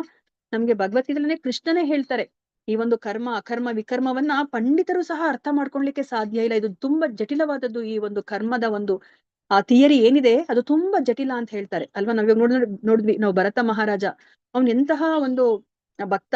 ಅವನು ಆ ಭಾವ ಅಂತಕ್ಕೂ ಬಂದಿದ್ದ. ಆದ್ರೆ ನೆಕ್ಸ್ಟ್ ಅಲ್ಲಿ ಅವನಿಗೆ ಒಂದು ಜನ್ಮದಲ್ಲಿ ಅವನು ಇವಾಗ ಜಿಂಕೆ ಆಗ್ಬಿಡ್ತಾನೆ ನೋಡಿ. ಅದನ್ನ ಯಾರನ್ನು ಹೇಳಲಿಕ್ಕೆ ಸಾಧ್ಯ ಇಲ್ಲ. ಸೊ ಅದಕ್ಕೇನೆ ಈ ಮಾನವ ಜನ್ಮ ಬಂದಾಗ ನೀವು ಅದನ್ನ ಸರಿಯಾದ ರೀತಿಯಲ್ಲಿ ಸದ್ಬಳಕೆ ಮಾಡ್ಕೊಳ್ಳಿ ಅಂತ ಹೇಳ್ಬಿಟ್ಟು ಇಲ್ಲಿ ಹೇಳ್ತಾ ಇದ್ದಾರೆ. ದುರದೃಷ್ಟವಶಾತ್ ಶಿಕ್ಷಣ ಮತ್ತು ಸಂಸ್ಕೃತಿಯ ಅಭಾವದಿಂದಾಗಿ ಜನರು ಲೈಂಗಿಕ ಭೋಗದ ಮಿಥ್ಯಾ ಸುಖಕ್ಕೆ ಬಲಿಯಾಗುತ್ತಿದ್ದಾರೆ ಅಲ್ವಾ. ನಮ್ಗೆ ಎಂತಹ ಒಂದು ಶಿಕ್ಷಣ ಕೊಡ್ಬೇಕಾಗಿತ್ತು ನಮ್ಮ ಶಾಲಾ ಕಾಲೇಜುಗಳಲ್ಲಿ ಅಲ್ವಾ. ನಾವ್ ಯಾರು ಅಂತ ನಮ್ಗೆ ತಿಳಿಸಿಕೊಡ್ಬೇಕಾಗಿತ್ತು. ನಾನು ಎಷ್ಟೇ ಹಣವನ್ನ ಕೊಟ್ಟು ನಾನು ಎಂತಹ ವಿಶ್ವವಿದ್ಯಾಲಯಕ್ಕೆ ಹೋದ್ರೂ ಸಹ ನಮ್ಗೆ ನಾವ್ ಯಾರಂತಾನೆ ತಿಳಿಸ್ಕೊಡ್ದಲೆ ನಮ್ಮ ಜೀವನವನ್ನ ಅವ್ರು ಮುಗಿಸಿಸ್ಬಿಡ್ತಾರೆ ಅಲ್ವಾ. 25 ವರ್ಷಗಳ ಕಾಲನು ನಮ್ಗೆ ನಾವ್ ಯಾರು ಅಂತ ಅರ್ಥ ಮಾಡಿಸೋದಿಲ್ಲ. ಸೊ ಮತ್ತೆ ನಮ್ಗಿನ್ನ ಅಲ್ಲಿ ಮೆಟೀರಿಯಲಿಸ್ಟಿಕ್ ಆಗಿರುವಂತಹ ಒಂದು ವಸ್ತುಗಳನ್ನ ಉತ್ಪಾದನೆ ಮಾಡಿ ನಾವ್ ಇನ್ನ ಹೆಚ್ಚೆಚ್ಚು ಸಂತೋಷವನ್ನ ಪಡೆಯೋ ಕಡೆ ನಮ್ಮನ್ನ ಅಂದ್ರೆ ನಮ್ಮ ಮನಸ್ಸು ಹೋಗೋ ತರ ಅವರು ಮಾಡ್ತಾರೆ. ಆದ್ದರಿಂದ ಇಂದ್ರಿಯ ತೋಷಣೆಯ ಅದರಲ್ಲೂ ಲೈಂಗಿಕ ಭೋಗದ ಈ ನಾಗರಿಕತೆಯ ಸೆಳೆತಕ್ಕೆ ಸಿಕ್ಕಿ ಕೊಚ್ಚಿ ಹೋಗಬಾರದೆಂದು ಪ್ರಹ್ಲಾದ ಮಹಾರಾಜನು ಸಲಹೆ ನೀಡ್ತಾ ಇದ್ದಾರೆ. ಅದಕ್ಕೆ ನಮ್ಗೆ ಅರ್ಥ ಮಾಡಿಸ್ತಿದ್ದಾರೆ ಪ್ರಹ್ಲಾದ ಮಹಾರಾಜ ಅಲ್ವಾ. ಈ ಲೈಂಗಿಕ ಸುಖ ಯಾವ ತರ ಅಂತಂದ್ರೆ ಆ ಒಂದು ತುರಿಕೆಗೆ ಅವರು ಹೋಲಿಸ್ತಾ ಇದ್ದಾರೆ. ಆ ತುರಿಕೆ ಬಂದಾಗ ನಾವು ಕೆರ್ಕೋತೀವಲ್ಲ ಅದಕ್ಕೆ ಅವರು ಹೋಲಿಸ್ತಾ ಇದ್ದಾರೆ. ಅದಕ್ಕೆ ಬದಲು ವ್ಯಕ್ತಿಯು ವಿವೇಕಿಯಾಗಿ ಇಂದ್ರಿಯ ತೋಷಣೆಯ ಲಾಲಾಸೆನ ನಿವಾರಿಸಿಕೊಂಡು ಕೃಷ್ಣ ಪ್ರಜ್ಞಾಯುತನಾಗಬೇಕು ಅಲ್ವಾ. ಅದಕ್ಕೆ ನಮ್ಗೆ ಅಂಬರೀಷ ಮಹಾರಾಜರು ಏನ್ ಹೇಳಿದ್ದಾರೆ, ನಮ್ಮ ಇಂದ್ರಿಯಗಳು ಭಗವಂತ ಕೊಟ್ಟಿರೋದನ್ನ ನಾವೆಲ್ಲವನ್ನ ಅದನ್ನ ಏನು ಸಪ್ರೆಸ್ ಮಾಡ್ಕೊಂಡು ನಾವ್ ಇರ್ಲಿಕ್ಕೆ ಆಗೋದಿಲ್ಲ ಅಲ್ವಾ. ನಮ್ಮ ಇಂದ್ರಿಯಗಳು ಯಾವಾಗಲೂ ಚಟುವಟಿಕೆಯಿಂದ ಇರುತ್ತೆ. ಅದಕ್ಕೆ ಉನ್ನತವಾದಂತಹ ಒಂದು ಕೆಲಸವನ್ನ ಕೊಡ್ಬೇಕು ಅಲ್ವಾ. ನಮ್ಮ ಕಣ್ಣುಗಳಿಂದ ಭಗವಂತನನ್ನ ನಾವು ನೋಡ್ಬೇಕು, ದರ್ಶನ ಮಾಡ್ಬೇಕು. ಕಿವಿಗಳಿಂದ ಭಗವಂತನ ಆ ನಾಮ ರೂಪ ಗುಣ ಲೀಲೆಗಳನ್ನ ನಾವು ಶ್ರವಣ ಮಾಡ್ಬೇಕು. ನಾಲಿಗೆಯಿಂದ ಭಗವಂತನನ್ನ ನಾವು ಹಾಡಿ ಹೊಗಳ್ಬೇಕು, ಕೊಂಡಾಡ್ಬೇಕು ಅಲ್ವಾ. ಕೈಗಳನ್ನ ಭಗವಂತನ ದೇವಸ್ಥಾನಕ್ಕೆ ನಾವು ಅದನ್ನ ಶುಚಿ ಮಾಡ್ಲಿಕ್ಕೆ ಉಪಯೋಗಿಸ್ಬೇಕು. ಕಾಲುಗಳನ್ನ ಭಗವಂತನ ದೇವಸ್ಥಾನಕ್ಕೆ ಹೋಗ್ಲಿಕ್ಕೆ ನಾವು ಉಪಯೋಗಿಸ್ಬೇಕು ಅಲ್ವಾ. ಸೊ ನಮ್ಮ ಮೂಗನ್ನ ನಾವು ಆ ಭಗವಂತನಿಗೆ ಅರ್ಪಿಸಿರುವಂತಹ ಒಂದು ತುಳಸಿ ಮತ್ತೆ ಹೂವನ್ನ ನಾವು ಆಗ್ರಣಿಸ್ಲಿಕ್ಕೆ ನಾವು ಉಪಯೋಗಿಸ್ಬೇಕು. ಆ ರುಚಿ ಅನ್ನೋದೇನಿದೆ ಅದನ್ನ ನಾವು ಭಗವಂತನ ಪ್ರಸಾದವನ್ನ ಸ್ವೀಕರಿಸಿ ಆ ಒಂದು ರುಚಿ ಅನ್ನೋದೇನಿದೆ ಅದನ್ನ ನಾವು ತಡಿಸ್ಬೇಕು. ಸೊ ಈ ತರ ನಾವು ಎಲ್ಲವನ್ನ ನಮ್ಮ ಎಲ್ಲಾ ಇಂದ್ರಿಯಗಳನ್ನ ನಾವು ಆ ಭಗವಂತನ ಸೇವೆಗೆ ನಾವು ಉಪಯೋಗಿಸ್ಬೇಕು. ಕೃಷ್ಣ ಪ್ರಜ್ಞಾಯುತನಾಗ್ಬೇಕು ಅಂತ ಹೇಳ್ಬಿಟ್ಟು ಇಲ್ಲಿ ಹೇಳ್ತಾ ಇದ್ದಾರೆ. ಸೊ ಮೂರ್ಖ ಜಿಪುಣನಿಗೆ ಹೋಲಿಸಿರುವ ಕಾಮುಕ ವ್ಯಕ್ತಿಯು ಇಂದ್ರಿಯ ಭೋಗದಿಂದ ಎಂದಿಗೂ ಸಂತೋಷ ಪಡಲಾರನು ಅಲ್ವಾ. ಸೊ ಇಂದ್ರಿಯ ಭೋಗದಲ್ಲೇ ಸಂತೋಷವಾಗಿದ್ರೆ ನಾವು ನೋಡ್ತಾ ಇದೀವಿ ಇವಾಗ ಎಷ್ಟೊಂದ್ ಜನ ಫಿಲಂ ಆಕ್ಟ್ರೆಸ್, ಸ್ಪೋರ್ಟ್ಸ್ ಸ್ಟಾರ್ಸು, ಎಷ್ಟೊಂದ್ ಜನ ಸೂಯಿಸೈಡ್ ಮಾಡ್ಕೋತಾರೆ. ಅವ್ರು ಸೂಯಿಸೈಡ್ ಮಾಡ್ಕೊಳೋದೇ ಬೇಕಾಗಿರ್ಲಿಲ್ಲ ಅಲ್ವಾ. ಸೊ ಒಬ್ಬ ವ್ಯಕ್ತಿ ಏನೆಲ್ಲ ಬೇಕೋ ಅದೆಲ್ಲ ಹೊಂದಿದಾನೆ ಅಂತಂದ್ರೆ ಅವನು ಸಂತೋಷವಾಗಿರ್ಬೇಕಾಗಿತ್ತು. ಆದ್ರೆ ನಿಜವಾಗಿ ಎಲ್ಲರನ್ನೂ ಸಂತೋಷವಾಗಿಲ್ಲ. ಯಾರನ್ನಾದ್ರೂ ಮಾತಾಡ್ಸಿದ್ರೆ ಎಲ್ಲ ಇದೆ ನನಗೆ, ಆದ್ರೆ ನನಗೆ ಏನೋ ಒಂದು ಕೊರತೆ ಇದೆ ಅಂತ ನನ್ನ ಮನಸ್ಸಲ್ಲಿ ಅನಿಸ್ತಾ ಇದೆ ಅಂತ. ಏನ್ ಕೊರತೆ ಅದು ಅವ್ರಿಗೆ ಅರ್ಥ ಆಗ್ತಾ ಇಲ್ಲ ಅಲ್ವಾ. ಅವರು ಈ ದೇಹ ಅಲ್ಲ, ದೇಹಕ್ಕೆ ಬೇಕಾಗಿರೋದನ್ನೆಲ್ಲ ಕೊಟ್ರು ಅವ್ರ ಆತ್ಮ ಅನ್ನೋದನ್ನೇ ಅವರು ಯೋಚನೆ ಮಾಡ್ಲಿಲ್ಲ. ಆತ್ಮಕ್ಕೆ ಬೇಕಾಗಿರೋದು ಪರಮಾತ್ಮನ ಸಂಪರ್ಕ, ಅದನ್ನೇ ಕೊಡ್ಲಿಲ್ಲ. ಅದಕ್ಕೇನೆ ಅವ್ರಿಗೆ ಏನೋ ಒಂದು ಶೂನ್ಯತೆ ಕಾಣ್ತಾ ಇದೆ. ಎಲ್ಲ ಇದ್ರೂನು ಏನೋ ಒಂದು ಕೊರತೆ, ಏನಂತ ಅವ್ರಿಗೆ ಗೊತ್ತೇ ಆಗ್ತಿಲ್ಲ ಅಲ್ವಾ. ಆ ಒಂದು ಕೊರತೆ ಇದೆ. ಅದಕ್ಕೆ ಅವರು ನಿಜವಾಗ್ಲೂ ಸಂತೋಷ ಪಡ್ಲಿಕ್ಕೆ ಸಾಧ್ಯ ಇಲ್ಲ. ಮತ್ತೆ ಈ ಭೌತಿಕ ಪ್ರಕೃತಿಯನ್ನ ಮೀರೋದು ತುಂಬಾ ಕಷ್ಟ ಅಲ್ವಾ. ನಾವ್ ಇವಾಗ ಈ ಭೌತಿಕ ಪ್ರಪಂಚದಲ್ಲಿ ಇದೀವಿ. ನಾವು ಇಲ್ಲಿದ್ದು ನಾವೇನ್ ಯೋಚನೆ ಮಾಡ್ತಿದೀವಿ, ನಾನು ಹೆಚ್ಚು ಹಣವನ್ನ ಪಡೆದ್ರೆ ನಾನು ಇಲ್ಲಿ ಸಂತೋಷವಾಗಿರ್ಬೋದು ಅಂತ ನಾನು ಪ್ರಯತ್ನವನ್ನ ಪಡ್ತಾ ಇದ್ದೀನಿ ಅಲ್ವಾ. ನಾನು ಹೌದು ಸಂತೋಷ ಪಡ್ಬೇಕನ್ನೋ ಒಂದು ಇಚ್ಛೆ ಇರೋದು ತಪ್ಪಲ್ಲ. ಆದ್ರೆ ನಾವ್ ಅದನ್ನ ತಪ್ಪಾದ ಜಾಗದಲ್ಲಿ ಹುಡುಕ್ತಾ ಇದೀವಿ ಅಲ್ವಾ. ಯಾಕಂದ್ರೆ ಈ ಒಂದು ಭೌತಿಕ ಪ್ರಪಂಚವನ್ನ ಭಗವಂತ ಸೃಷ್ಟಿ ಮಾಡಿರೋದೇ ಅವರು ದುಃಖಾಲಯಂ ಅಶಾಶ್ವತಂ ತರ ಅವರು ಸೃಷ್ಟಿ ಮಾಡಿದ್ದಾರೆ. ಸೊ ಇಂತಹ ಒಂದು ಜಾಗದಲ್ಲಿ ನಾವು ಸಂತೋಷವನ್ನ ಹೇಗೆ ಹುಡುಕ್ಲಿಕ್ಕೆ ಸಾಧ್ಯ ಅಲ್ವಾ. ನಾನು ಇವಾಗ ಆಸ್ಪತ್ರೆಗೆ ಹೋಗ್ಬಿಟ್ಟು ನಾನಲ್ಲಿ ಮೋಜು ಮಸ್ತಿ ಮಾಡ್ಬೇಕು, ನನಗೆ ಬೇಕಾಗಿರೋದನ್ನೆಲ್ಲ ತಿನ್ಬೇಕು, ನಾನು ಅಲ್ಲಿ ಟಿವಿ ನೋಡ್ಬೇಕು ಅಲ್ವಾ, ನಾನು ಸ್ಪೋರ್ಟ್ಸ್ ಮಾಡ್ಬೇಕು ಅಂತ ಹೇಳಿದ್ರೆ ಆಸ್ಪತ್ರೆಗೆ ಹೋಗೋದು ಅದಕ್ಕಲ್ಲ, ನಮ್ಮ ಕಾಯಿಲೆಯನ್ನ ನಾವು ನಿವಾರಿಸ್ಕೊಡ್ಲಿಕ್ಕೆ. ಅಲ್ಲಿ ಹೋಗ್ಬಿಟ್ಟು ನನಗ್ ಬೇಕಾಗಿರೋ ತರ ಇಲ್ಲಿ ನಾನು ಸಂತೋಷವಾಗಿರ್ಲಿಕ್ಕೆ ನಾನು ಪ್ರಯತ್ನ ಪಡ್ತೀನಿ ಅಂದ್ರೆ ಅದು ತಪ್ಪಾಗತ್ತೆ ಅಲ್ವಾ. ಸೊ ಅದೇ ತರನೇ ಈ ಭೌತಿಕ ಪ್ರಪಂಚದಲ್ಲಿ ನಾವಿರೋದು ಭಗವಂತ ಇಟ್ಟಿರೋದು ನಮ್ಮ ಕಾಯಿಲೆ ಏನಿದೆ, ಈ ಒಂದು ಭವ ರೋಗ ಏನಿದೆ ಅದನ್ನ ಹೋಗ್ಲಾಡ್ಸ್ಕೊಡ್ಲಿಕ್ಕೆ, ನಮ್ಗೆ ಶಿಕ್ಷಣವನ್ನ ಕೊಡ್ಲಿಕ್ಕೆ ನಮ್ಗೆ ಭಗವಂತ ಇಲ್ಲಿ ಇಟ್ಟಿದ್ದಾರೆ ಅಲ್ವಾ. ಆತರ ಇದ್ದಾಗ ನಾವ್ ಏನೇ ಇಲ್ಲಿ ಪ್ರಯತ್ನ ಪಟ್ರು ಸಹ ಇಲ್ಲಿ ಸಂತೋಷವಾಗಿರ್ಲಿಕ್ಕೆ ಸಾಧ್ಯ ಇಲ್ಲ. ಮತ್ತೆ ನಾವು ಎಷ್ಟೇ ಹಣ ಸಂಪಾದನೆ ಮಾಡಿದ್ರು ಸಹ ನಾವು ಈ ಜನ್ಮ, ಮೃತ್ಯು, ಜರ, ವ್ಯಾಧಿ, ಈ 3 ಕ್ಲೇಶಗಳೇನಿದೆ, ಆಧ್ಯಾತ್ಮಿಕ, ಆದಿಭೌತಿಕ, ಆದಿದೈವಿಕ, ಈ ಕ್ಲೇಶಗಳನ್ನ ನಾವು ಕ್ಲೇಶಗಳಿಂದ ನಾವು ಪಾರಾಗ್ಲಿಕ್ಕೆ ಸಾಧ್ಯನೇ ಇಲ್ಲ ಅಲ್ವಾ. ಒಂದು ಕ್ಷಣನೂ ಸಹ ನಾನು ಈ ಭೂಮಿ ಮೇಲೆ ಭಗವಂತ ಅದು ಏನು ವಿಧಿ ಲಿಖಿತದಲ್ಲಿ ಇದೆಯೋ ಅದಕ್ಕಿಂತ ಒಂದು ಗಳಿಗೆನೂ ನಾನು ಇಲ್ಲಿ ಇರ್ಲಿಕ್ಕೆ ಆಗೋದಿಲ್ಲ. ನಾನು ಎಷ್ಟೇ ಹಣ ವ್ಯಯಿಸ್ತೀನಿ ಅಂದ್ರೂ ನಾನು ಇಲ್ಲಿ ಒಂದು ಕ್ಷಣನೂ ಇರ್ಲಿಕ್ಕೆ ಸಾಧ್ಯ ಇಲ್ಲ ಅಲ್ವಾ. ಸೊ ಅದಕ್ಕೇನೆ ಈ ಒಂದು ಪ್ರಕೃತಿಯನ್ನ ನಾವು ಮೀರೋದು ತುಂಬಾ ಕಷ್ಟ. ಆದ್ರೆ ಭಗವಂತ ಹೇಳ್ತಾರೆ ಅಲ್ವಾ, ಭಗವದ್ಗೀತೆಯಲ್ಲಿ ಏನಂತ ಹೇಳ್ತಾರೆ, 7.14ನೇ ಶ್ಲೋಕದಲ್ಲಿ ಏನ್ ಹೇಳ್ತಾರೆ ಭಗವಂತ, ದೈವೀಹೇಷ ಗುಣಮಯಿ ಮಮ ಮಾಯಾ ದುರತ್ಯಯ ಮಾಮೇವ ಯೇ ಪ್ರಪದ್ಯಂತೆ ಮಾಯಾಂ ಏತಾಂ ತರಂತಿತೆ ಅಲ್ವಾ. ಭಗವಂತ ಏನ್ ಹೇಳ್ತಾರೆ, ಹೌದು ಈ ಒಂದು ಪ್ರಕೃತಿ ಏನಿದೆ ಅದು ನನ್ನ ಶಕ್ತಿ, ಅದು ತುಂಬಾ ಅದು ಏನು ಸ್ಟ್ರಾಂಗ್ ಆಗಿರುವಂತಹ ಶಕ್ತಿ, ಅದನ್ನ ಮೀರೋದು ಬಹಳ ಕಷ್ಟ. ಆದ್ರೆ ಮೀರ್ಬಹುದು. ಹೇಗೆ ಮೀರ್ಬಹುದು, ನೀವು ನನಗೆ ಶರಣಾದ್ರೆ ನೀವು ಆ ನನ್ನ ಶಕ್ತಿಯಾದ ಆ ಪ್ರಕೃತಿಯನ್ನು ಸಹ ನೀವು ಮೀರಬಹುದು ಅಲ್ವಾ. ನಾವು ಭಗವಂತನಿಗೆ ಶರಣಾದ್ರೆ ಏನ್ ಮಾಡುತ್ತೆ, ನಾವು ಮತ್ತೆ ಈ ಭೌತಿಕ ಶರೀರವನ್ನ ಹೊಂದೋ ಹಾಗಿಲ್ಲ, ಈ ಜನ್ಮ ಮೃತ್ಯು ಜರಾವ್ಯಾಧಿಯನ್ನ ನಾವು ಅನುಭವಿಸೋ ಹಾಗಿಲ್ಲ. ನಮ್ಗೆ ಶಾಶ್ವತವಾದ ಒಂದು ಲೋಕ ಇದೆ, ಅಲ್ಲಿ ಹೋಗ್ತೀವಿ ನಾವು ಅಲ್ವಾ. ಆಗ ನಾವು ಈ ಭೌತಿಕ ಪ್ರಕೃತಿಯಿಂದ ನಾವು ಗೆದ್ದ ಹಾಗೆ ಆಗತ್ತೆ ಅಲ್ವಾ. ಅದನ್ನ ನಮ್ಗೆ ಇಲ್ಲಿ ಹೇಳ್ತಾ ಇದ್ದಾರೆ. ಸೊ ವ್ಯಕ್ತಿಯು ಕೃಷ್ಣನ ಚರಣ ಕಮಲಗಳಲ್ಲಿ ತಾನಾಗಿ ಶರಣಾದರೆ ಅವನನ್ನು ಬಹು ಸುಲಭವಾಗಿ ಕಾಪಾಡಬಹುದು ಅಲ್ವಾ. ನಾವು ಭಗವಂತನಿಗೆ ಶರಣಾದ್ರೆ ಭಗವಂತ ನಮ್ಮನ್ನ ಈ ಐಹಿಕ ಸಾಗರದಿಂದ, ಈ ಭವಸಾಗರದಿಂದ ಅವರು ಪಾರು ಮಾಡ್ತಾರೆ. ಸೊ ಅದಕ್ಕೆ ನಮ್ಗೆ ಇಲ್ಲಿ ಯಮುನಾಚಾರ್ಯರ ಬಗ್ಗೆ ಹೇಳ್ತಾ ಇದ್ದಾರೆ. ಸೊ ಯಮುನಾಚಾರ್ಯರ ಬಗ್ಗೆ ನೀವು ಕೇಳಿರ್ಬಹುದು. ಅವರು ಶ್ರೀ ಸಂಪ್ರದಾಯದಲ್ಲಿ ಅವರು ಬರ್ತಾರೆ. ಅವರು ಏನು ಮೊದಲು ಅವರು ಕೃಷ್ಣ ಭಕ್ತಿಯಲ್ಲೇ ಇರ್ತಾರೆ. ಅದಾದ್ಮೇಲೆ ಅವರು ಒಂದು ಪಂದ್ಯಕ್ಕೆ ಹೋದಾಗ ಅಲ್ಲಿ ಆ ಪಂದ್ಯದಲ್ಲಿ ಗೆದ್ದಾಗ ಅವ್ರಿಗೆ ಅರ್ಧ ರಾಜ್ಯ ಸಿಗುತ್ತೆ. ಸೊ ಅದಕ್ಕೋಸ್ಕರ ಅವ್ರು ಏನ್ ಮಾಡ್ತಾರೆ, ಅಲ್ಲಿ ರಾಜನಾಗಿ ಇರ್ತಾರೆ. ರಾಜನಾಗಿ ಹಲವಾರು ವರ್ಷಗಳು ಅವರು ಇರ್ತಾರೆ. ಅವ್ರು ಮತ್ತೆ ಈ ಕೃಷ್ಣ ಪ್ರಜ್ಞೆ ಕಡೆಗೆ ಅವರು ಬರದೇ ಇಲ್ಲ, ಅವ್ರು ಅದ್ರಲ್ಲೇ ಮುಳುಗು ಹೋಗ್ಬಿಟ್ಟಿರ್ತಾರೆ. ಆಗ ಕೊನೆಗೆ ಅವರ ತಾತ ಅವ್ರೇನ್ ಮಾಡ್ತಾರೆ, ಅವರು ಇನ್ನೇನು ಸಾಯುವ ಸಮಯದಲ್ಲಿ ಅವರ ಶಿಷ್ಯನಿಗೆ ಹೇಳ್ತಾರೆ, ನೀನು ಯಮುನಾಚಾರ್ಯರನ್ನ ಮತ್ತೆ ಭಕ್ತಿ ಮಾರ್ಗಕ್ಕೆ ಕರ್ಕೊಂಡ್ ಬರ್ಬೇಕು ಅಂತ ಹೇಳ್ಬಿಟ್ಟು ಹೇಳ್ತಾರೆ. ಹೋಗಿ ನೀನು ಅವನನ್ನ ವಾಪಸ್ಸು ಭಕ್ತಿ ಮಾರ್ಗಕ್ಕೆ ಕರ್ಕೊಂಡ್ ಬಾ ಅಂತ. ಆಗ ಅವರ ಶಿಷ್ಯ ಏನಿರ್ತಾರೆ, ಅವ್ರ ತಾತನ ಶಿಷ್ಯ ಇರ್ತಾರಲ್ಲ, ಅವ್ರೇನ್ ಮಾಡ್ತಾರೆ, ರಾಜನನ್ನ ಭೇಟಿ ಮಾಡೋದಂದ್ರೆ ತುಂಬಾ ಕಷ್ಟ ಅಲ್ವಾ. ಅದಕ್ಕೋಸ್ಕರ ಅವ್ರೇನ್ ಮಾಡ್ತಾರೆ, ಒಂದು ಸೊಪ್ಪು, ಆ ಸೊಪ್ಪು ತುಂಬಾನೇ ಅಂದ್ರೆ ಸುಮಧುರವಾದಂತಹ ಸೊಪ್ಪು, ಆ ಸೊಪ್ಪನ್ನ ತಗೊಂಡ್ ಹೋಗಿ ಅವರು ಅಡಿಗೆ ಮನೆಗೆ ಅವರು ಆ ಒಂದು ರಾಜನ ಒಂದು ಅಡಿಗೆ ಮನೆ ಏನಿರುತ್ತೋ ಅದಕ್ಕೆ ಅಲ್ಲಿಗೆ ಸಪ್ಲೈ ಮಾಡ್ತಾರೆ. ಸಪ್ಲೈ ಮಾಡಿದಾಗ ಪ್ರತಿದಿನನೂ ರಾಜ ಈ ಒಂದು ಸೊಪ್ಪಿನಿಂದ ಮಾಡಿರುವಂತಹ ಒಂದು ಪಲ್ಯವನ್ನ ಅವರು ತಿಂತಾ ಇರ್ತಾರೆ. ಅದು ತುಂಬಾ ರುಚಿಕರವಾಗಿರುತ್ತೆ.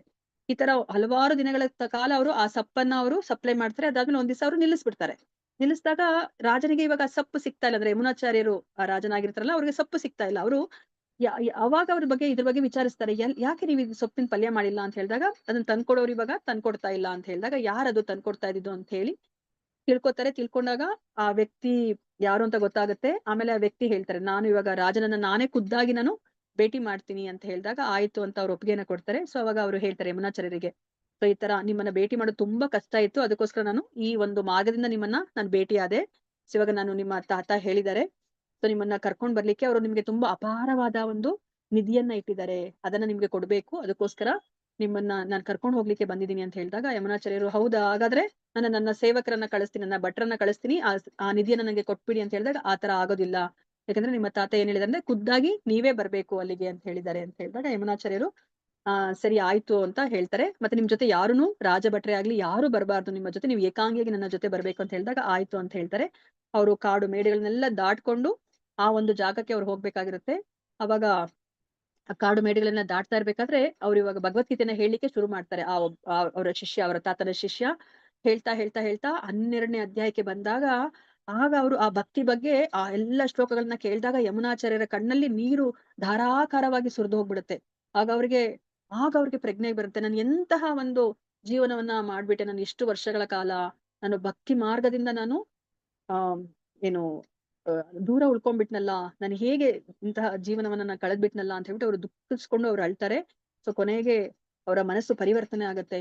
ಅವಾಗ ಅವರು ಅವರ ತಾತ ಇರೋ ಕಡೆಗೆ ಹೋಗ್ತಾರೆ. ನನ್ನ ತಾತ ಯಾವ್ದು ಕೊಟ್ಟಿರೋ ನಿಧಿ ಯಾವ್ದು ಬೇಡ ನನಗೆ ಅಂತ ಹೇಳ್ತಾರೆ. ನನಗೆ ಅರಿವಾಗಿದೆ, ಭಕ್ತಿ ಮಾರ್ಗ ನಾನು ಬಿಟ್ಟಿದ್ದೀನಿ, ಕೃಷ್ಣನ ಆ ಪಾದ ಕಮಲಗಳನ್ನ ನಾನು ಮರ್ತು ಹೋಗಿದ್ದೀನಿ ಅಂತ ಹೇಳ್ತಾರೆ. ಇಲ್ಲ ಬನ್ನಿ, ನೀವು ನಿಮ್ಮ ತಾತ ಇದನ್ನ ಕೊಡ್ಲೇಬೇಕು ನಿಮ್ಗೆ ಅಂತ ಹೇಳಿದ್ದಾರೆ ಅಂತ ಕರ್ಕೊಂಡು ಹೋಗ್ತಾರೆ. ಅವರು ಶಿಷ್ಯ ಕರ್ಕೊಂಡು ಹೋಗಿ ಅವ್ರು ಯಾರನ್ನ ತೋರಿಸ್ತಾರೆ ಯಮುನಾಚಾರ್ಯರಿಗೆ ಅಂತಂದ್ರೆ, ಶ್ರೀರಂಗಮಲ್ಲಿರುವಂತಹ ಆ ರಂಗನಾಥ ಸ್ವಾಮಿನ ತೋರಿಸ್ತಾರೆ. ಇದೇ ನಿಧಿ ನಿಮ್ಮ ತಾತ ಕೊಟ್ಟಿರೋದು, ಇದನ್ನ ನೀವು ಆರಾಧಿಸ್ಕೊಂಡ್ ಬರ್ಬೇಕು ಅಂತ ಹೇಳಿದಾಗ ಯಮುನಾಚಾರ್ಯರು ಎಲ್ಲವನ್ನ, ಅವರ ರಾಜ ಭೋಗ ಎಲ್ಲವನ್ನ ಅವ್ರು ತ್ಯಜಿಸಿ ಅವರು ಅಲ್ಲಿ ಶ್ರೀರಂಗಮಲ್ಲಿ ಆ ಒಂದು ರಂಗನಾಥನ ಆರಾಧನೆಯಲ್ಲಿ ತಮ್ಮನ್ನ ತಾವು ಅವರು ತೊಡಗಿಸ್ಕೋತಾರೆ. ಸೊ ಈ ತರ ಅವರು ಅಂತಹ ಯಮುನಾಚಾರ್ಯರು ಅವರೆಲ್ಲವನ್ನ ಅನುಭವಿಸಿದ್ದಾರೆ. ಈಗ ಅವರು ಮಹಾರಾಜನಾಗಿದ್ದಾಗ ಆ ಲೈಂಗಿಕ ಸುಖವನ್ನೆಲ್ಲ ಅವ್ರು ಅನುಭವಿಸಿದ್ದಾರೆ. ನೋಡಿ, ಅವರ ಮಾತಲ್ಲೇ ನಾವ್ ಇವಾಗ ಆ ಲೈಂಗಿಕ ಸುಖದ ಬಗ್ಗೆ ನಾವು ಕೇಳ್ತಾ ಇದೀವಿ. ಅವ್ರು ಏನ್ ಹೇಳ್ತಿದ್ದಾರೆ ಅಂತಂದ್ರೆ, ಲೈಂಗಿಕ ಜೀವನದ ಅತಿ ನೀಚ ಮಟ್ಟದ ಸುಖವನ್ನ, ಸಂತೋಷವನ್ನ ಉಲ್ಲೇಖಿಸುತ್ತಾ ಯಮುನಾಚಾರ್ಯರು ಹೀಗೆ ಹೇಳುತ್ತಾರೆ: ಯದವದಿ ಮಮ ಚೇತಃ ಕೃಷ್ಣ ಪದಾರವಿಂದೇ ನವನವರಸ ಧಾಮ ನುದ್ಯತ ರಂತು ಮಾಸಿಂ ತದವದಿ ಬತ ನಾರಿ ಸಂಗಮೇ ಸ್ಮರ್ಯ ಮಾನೆ ಭವತಿ ಮುಖ ವಿಕಾರಃ ಸುಷ್ಟು ನಿಷ್ಠೀವನಂ ಚ. ನಾನು ಕೃಷ್ಣನ ಅಲೌಕಿಕ ಪ್ರೇಮ ಸೇವೆಯಲ್ಲಿ ತೊಡಗಿರುವುದರಿಂದ, ಅವನಲ್ಲಿ ನಿತ್ಯ ನೂತನ ಆನಂದವನ್ನು ಕಂಡುಕೊಳ್ಳುವುದರಿಂದ ಲೈಂಗಿಕ ಭೋಗದ ಆಲೋಚನೆಯು ಬಂದೊಡನೆ ಅದರ ಮೇಲೆ ಉಗಿಯುತ್ತೇನೆ. ನನ್ನ ತುಟಿಗಳು ಅರುಚಿಯಿಂದ ಸುರುಟಿಕೊಳ್ಳುತ್ತವೆ. ಯಮುನಾಚಾರ್ಯರು ಮೊದಲು ದೊಡ್ಡ ಮಹಾರಾಜರಾಗಿದ್ದವರು, ಹಲವು ವಿಧದ ಲೈಂಗಿಕ ಸುಖಗಳನ್ನ ಅನುಭವಿಸಿದ್ದವರು. ಆದರೆ ಮುಂದೆ ಭಗವಂತನ ಸೇವೆಯಲ್ಲಿ ನಿರತರಾದುದರಿಂದ ಅವರು ದಿವ್ಯವಾದ ಆಧ್ಯಾತ್ಮಿಕ ಆನಂದವನ್ನು ಸವಿಯತೊಡಗಿದರು. ಲೈಂಗಿಕ ವಿಚಾರವಾಗಿ ಯೋಚಿಸುವುದೇ ಅವರಿಗೆ ಅಸಹ್ಯವಾಯಿತು. ಅಂತಹ ಯೋಚನೆ ಏನಾದ್ರೂ ಕಾಣಿಸಿಕೊಂಡರೆ ಒಡನೆಯ ತಿರಸ್ಕಾರದಿಂದ ಅದರ ಮೇಲೆ ತೂ ಎಂದು ಉಗಿಯುತ್ತಿದ್ದರು. ನೋಡಿ, ಇಲ್ಲಿ ಯಮುನಾಚಾರ್ಯರು ಏನನ್ನ ಹೇಳ್ತಿದ್ದಾರೆ ಅಲ್ವಾ? ಅವ್ರಿಗೆ ಇವಾಗ ಲೈಂಗಿಕ ಸುಖ ಹೇಗಿದೆ ಅಂತ ಗೊತ್ತು. ಅದು ಏನ್ ಹೇಳ್ತಾ ಇದ್ರೆ ಇಲ್ಲಿ, ಹಲವು ವಿಧಗಳಲ್ಲಿ ಅವರು ಅನುಭವಿಸಿದ್ರು ಅಂತ ಹೇಳ್ತಿದ್ದಾರೆ ಅಲ್ವಾ? ಈ ತರ ಅವರು ಅನುಭವಿಸಿದ್ರು ಸಹ ಅವ್ರು ಇವಾಗ ಭಗವಂತನ ಈ ಒಂದು ಪಾರಮಾರ್ಥಿಕ ಒಂದು ಜ್ಞಾನವನ್ನ ಪಡಿತಾ ಅವರ ಭಗವಂತನ ಸೇವೆಯಲ್ಲಿ ತಮ್ಮನ್ನ ತಾವು ತೊಡಗಿಸ್ಕೊಂಡಿರೋದ್ರಿಂದ ಅವ್ರಿವಾಗ ನಿತ್ಯ ನೂತನ ಆನಂದ, ಹೊಸ ಹೊಸ ಆನಂದ, ಅದು ಏನು ಕಂಟಿನ್ಯೂಸ್ ಆಗಿ. ಇವಾಗ ನಮ್ಗಾದ್ರೆ ಏನಾಗುತ್ತೆ, ನಾವ್ ಈ ಭೌತಿಕ ವಿಚಾರದಲ್ಲಿ ಯಾವುದೇ ಒಂದು ಆನಂದ ತಗೊಳ್ಳಿ, ಒಂದು ನಾನು ನೆಕ್ಲೇಸ್ ತಗೊಂಡಿದ್ದೀನಿ ಅನ್ಕೊಳ್ಳಿ, ಆ ನೆಕ್ಲೇಸಿನ ಸುಖ ನನಗೆ ಕಂಟಿನ್ಯೂಸ್ ಆಗಿ ಇರೋದಿಲ್ಲ.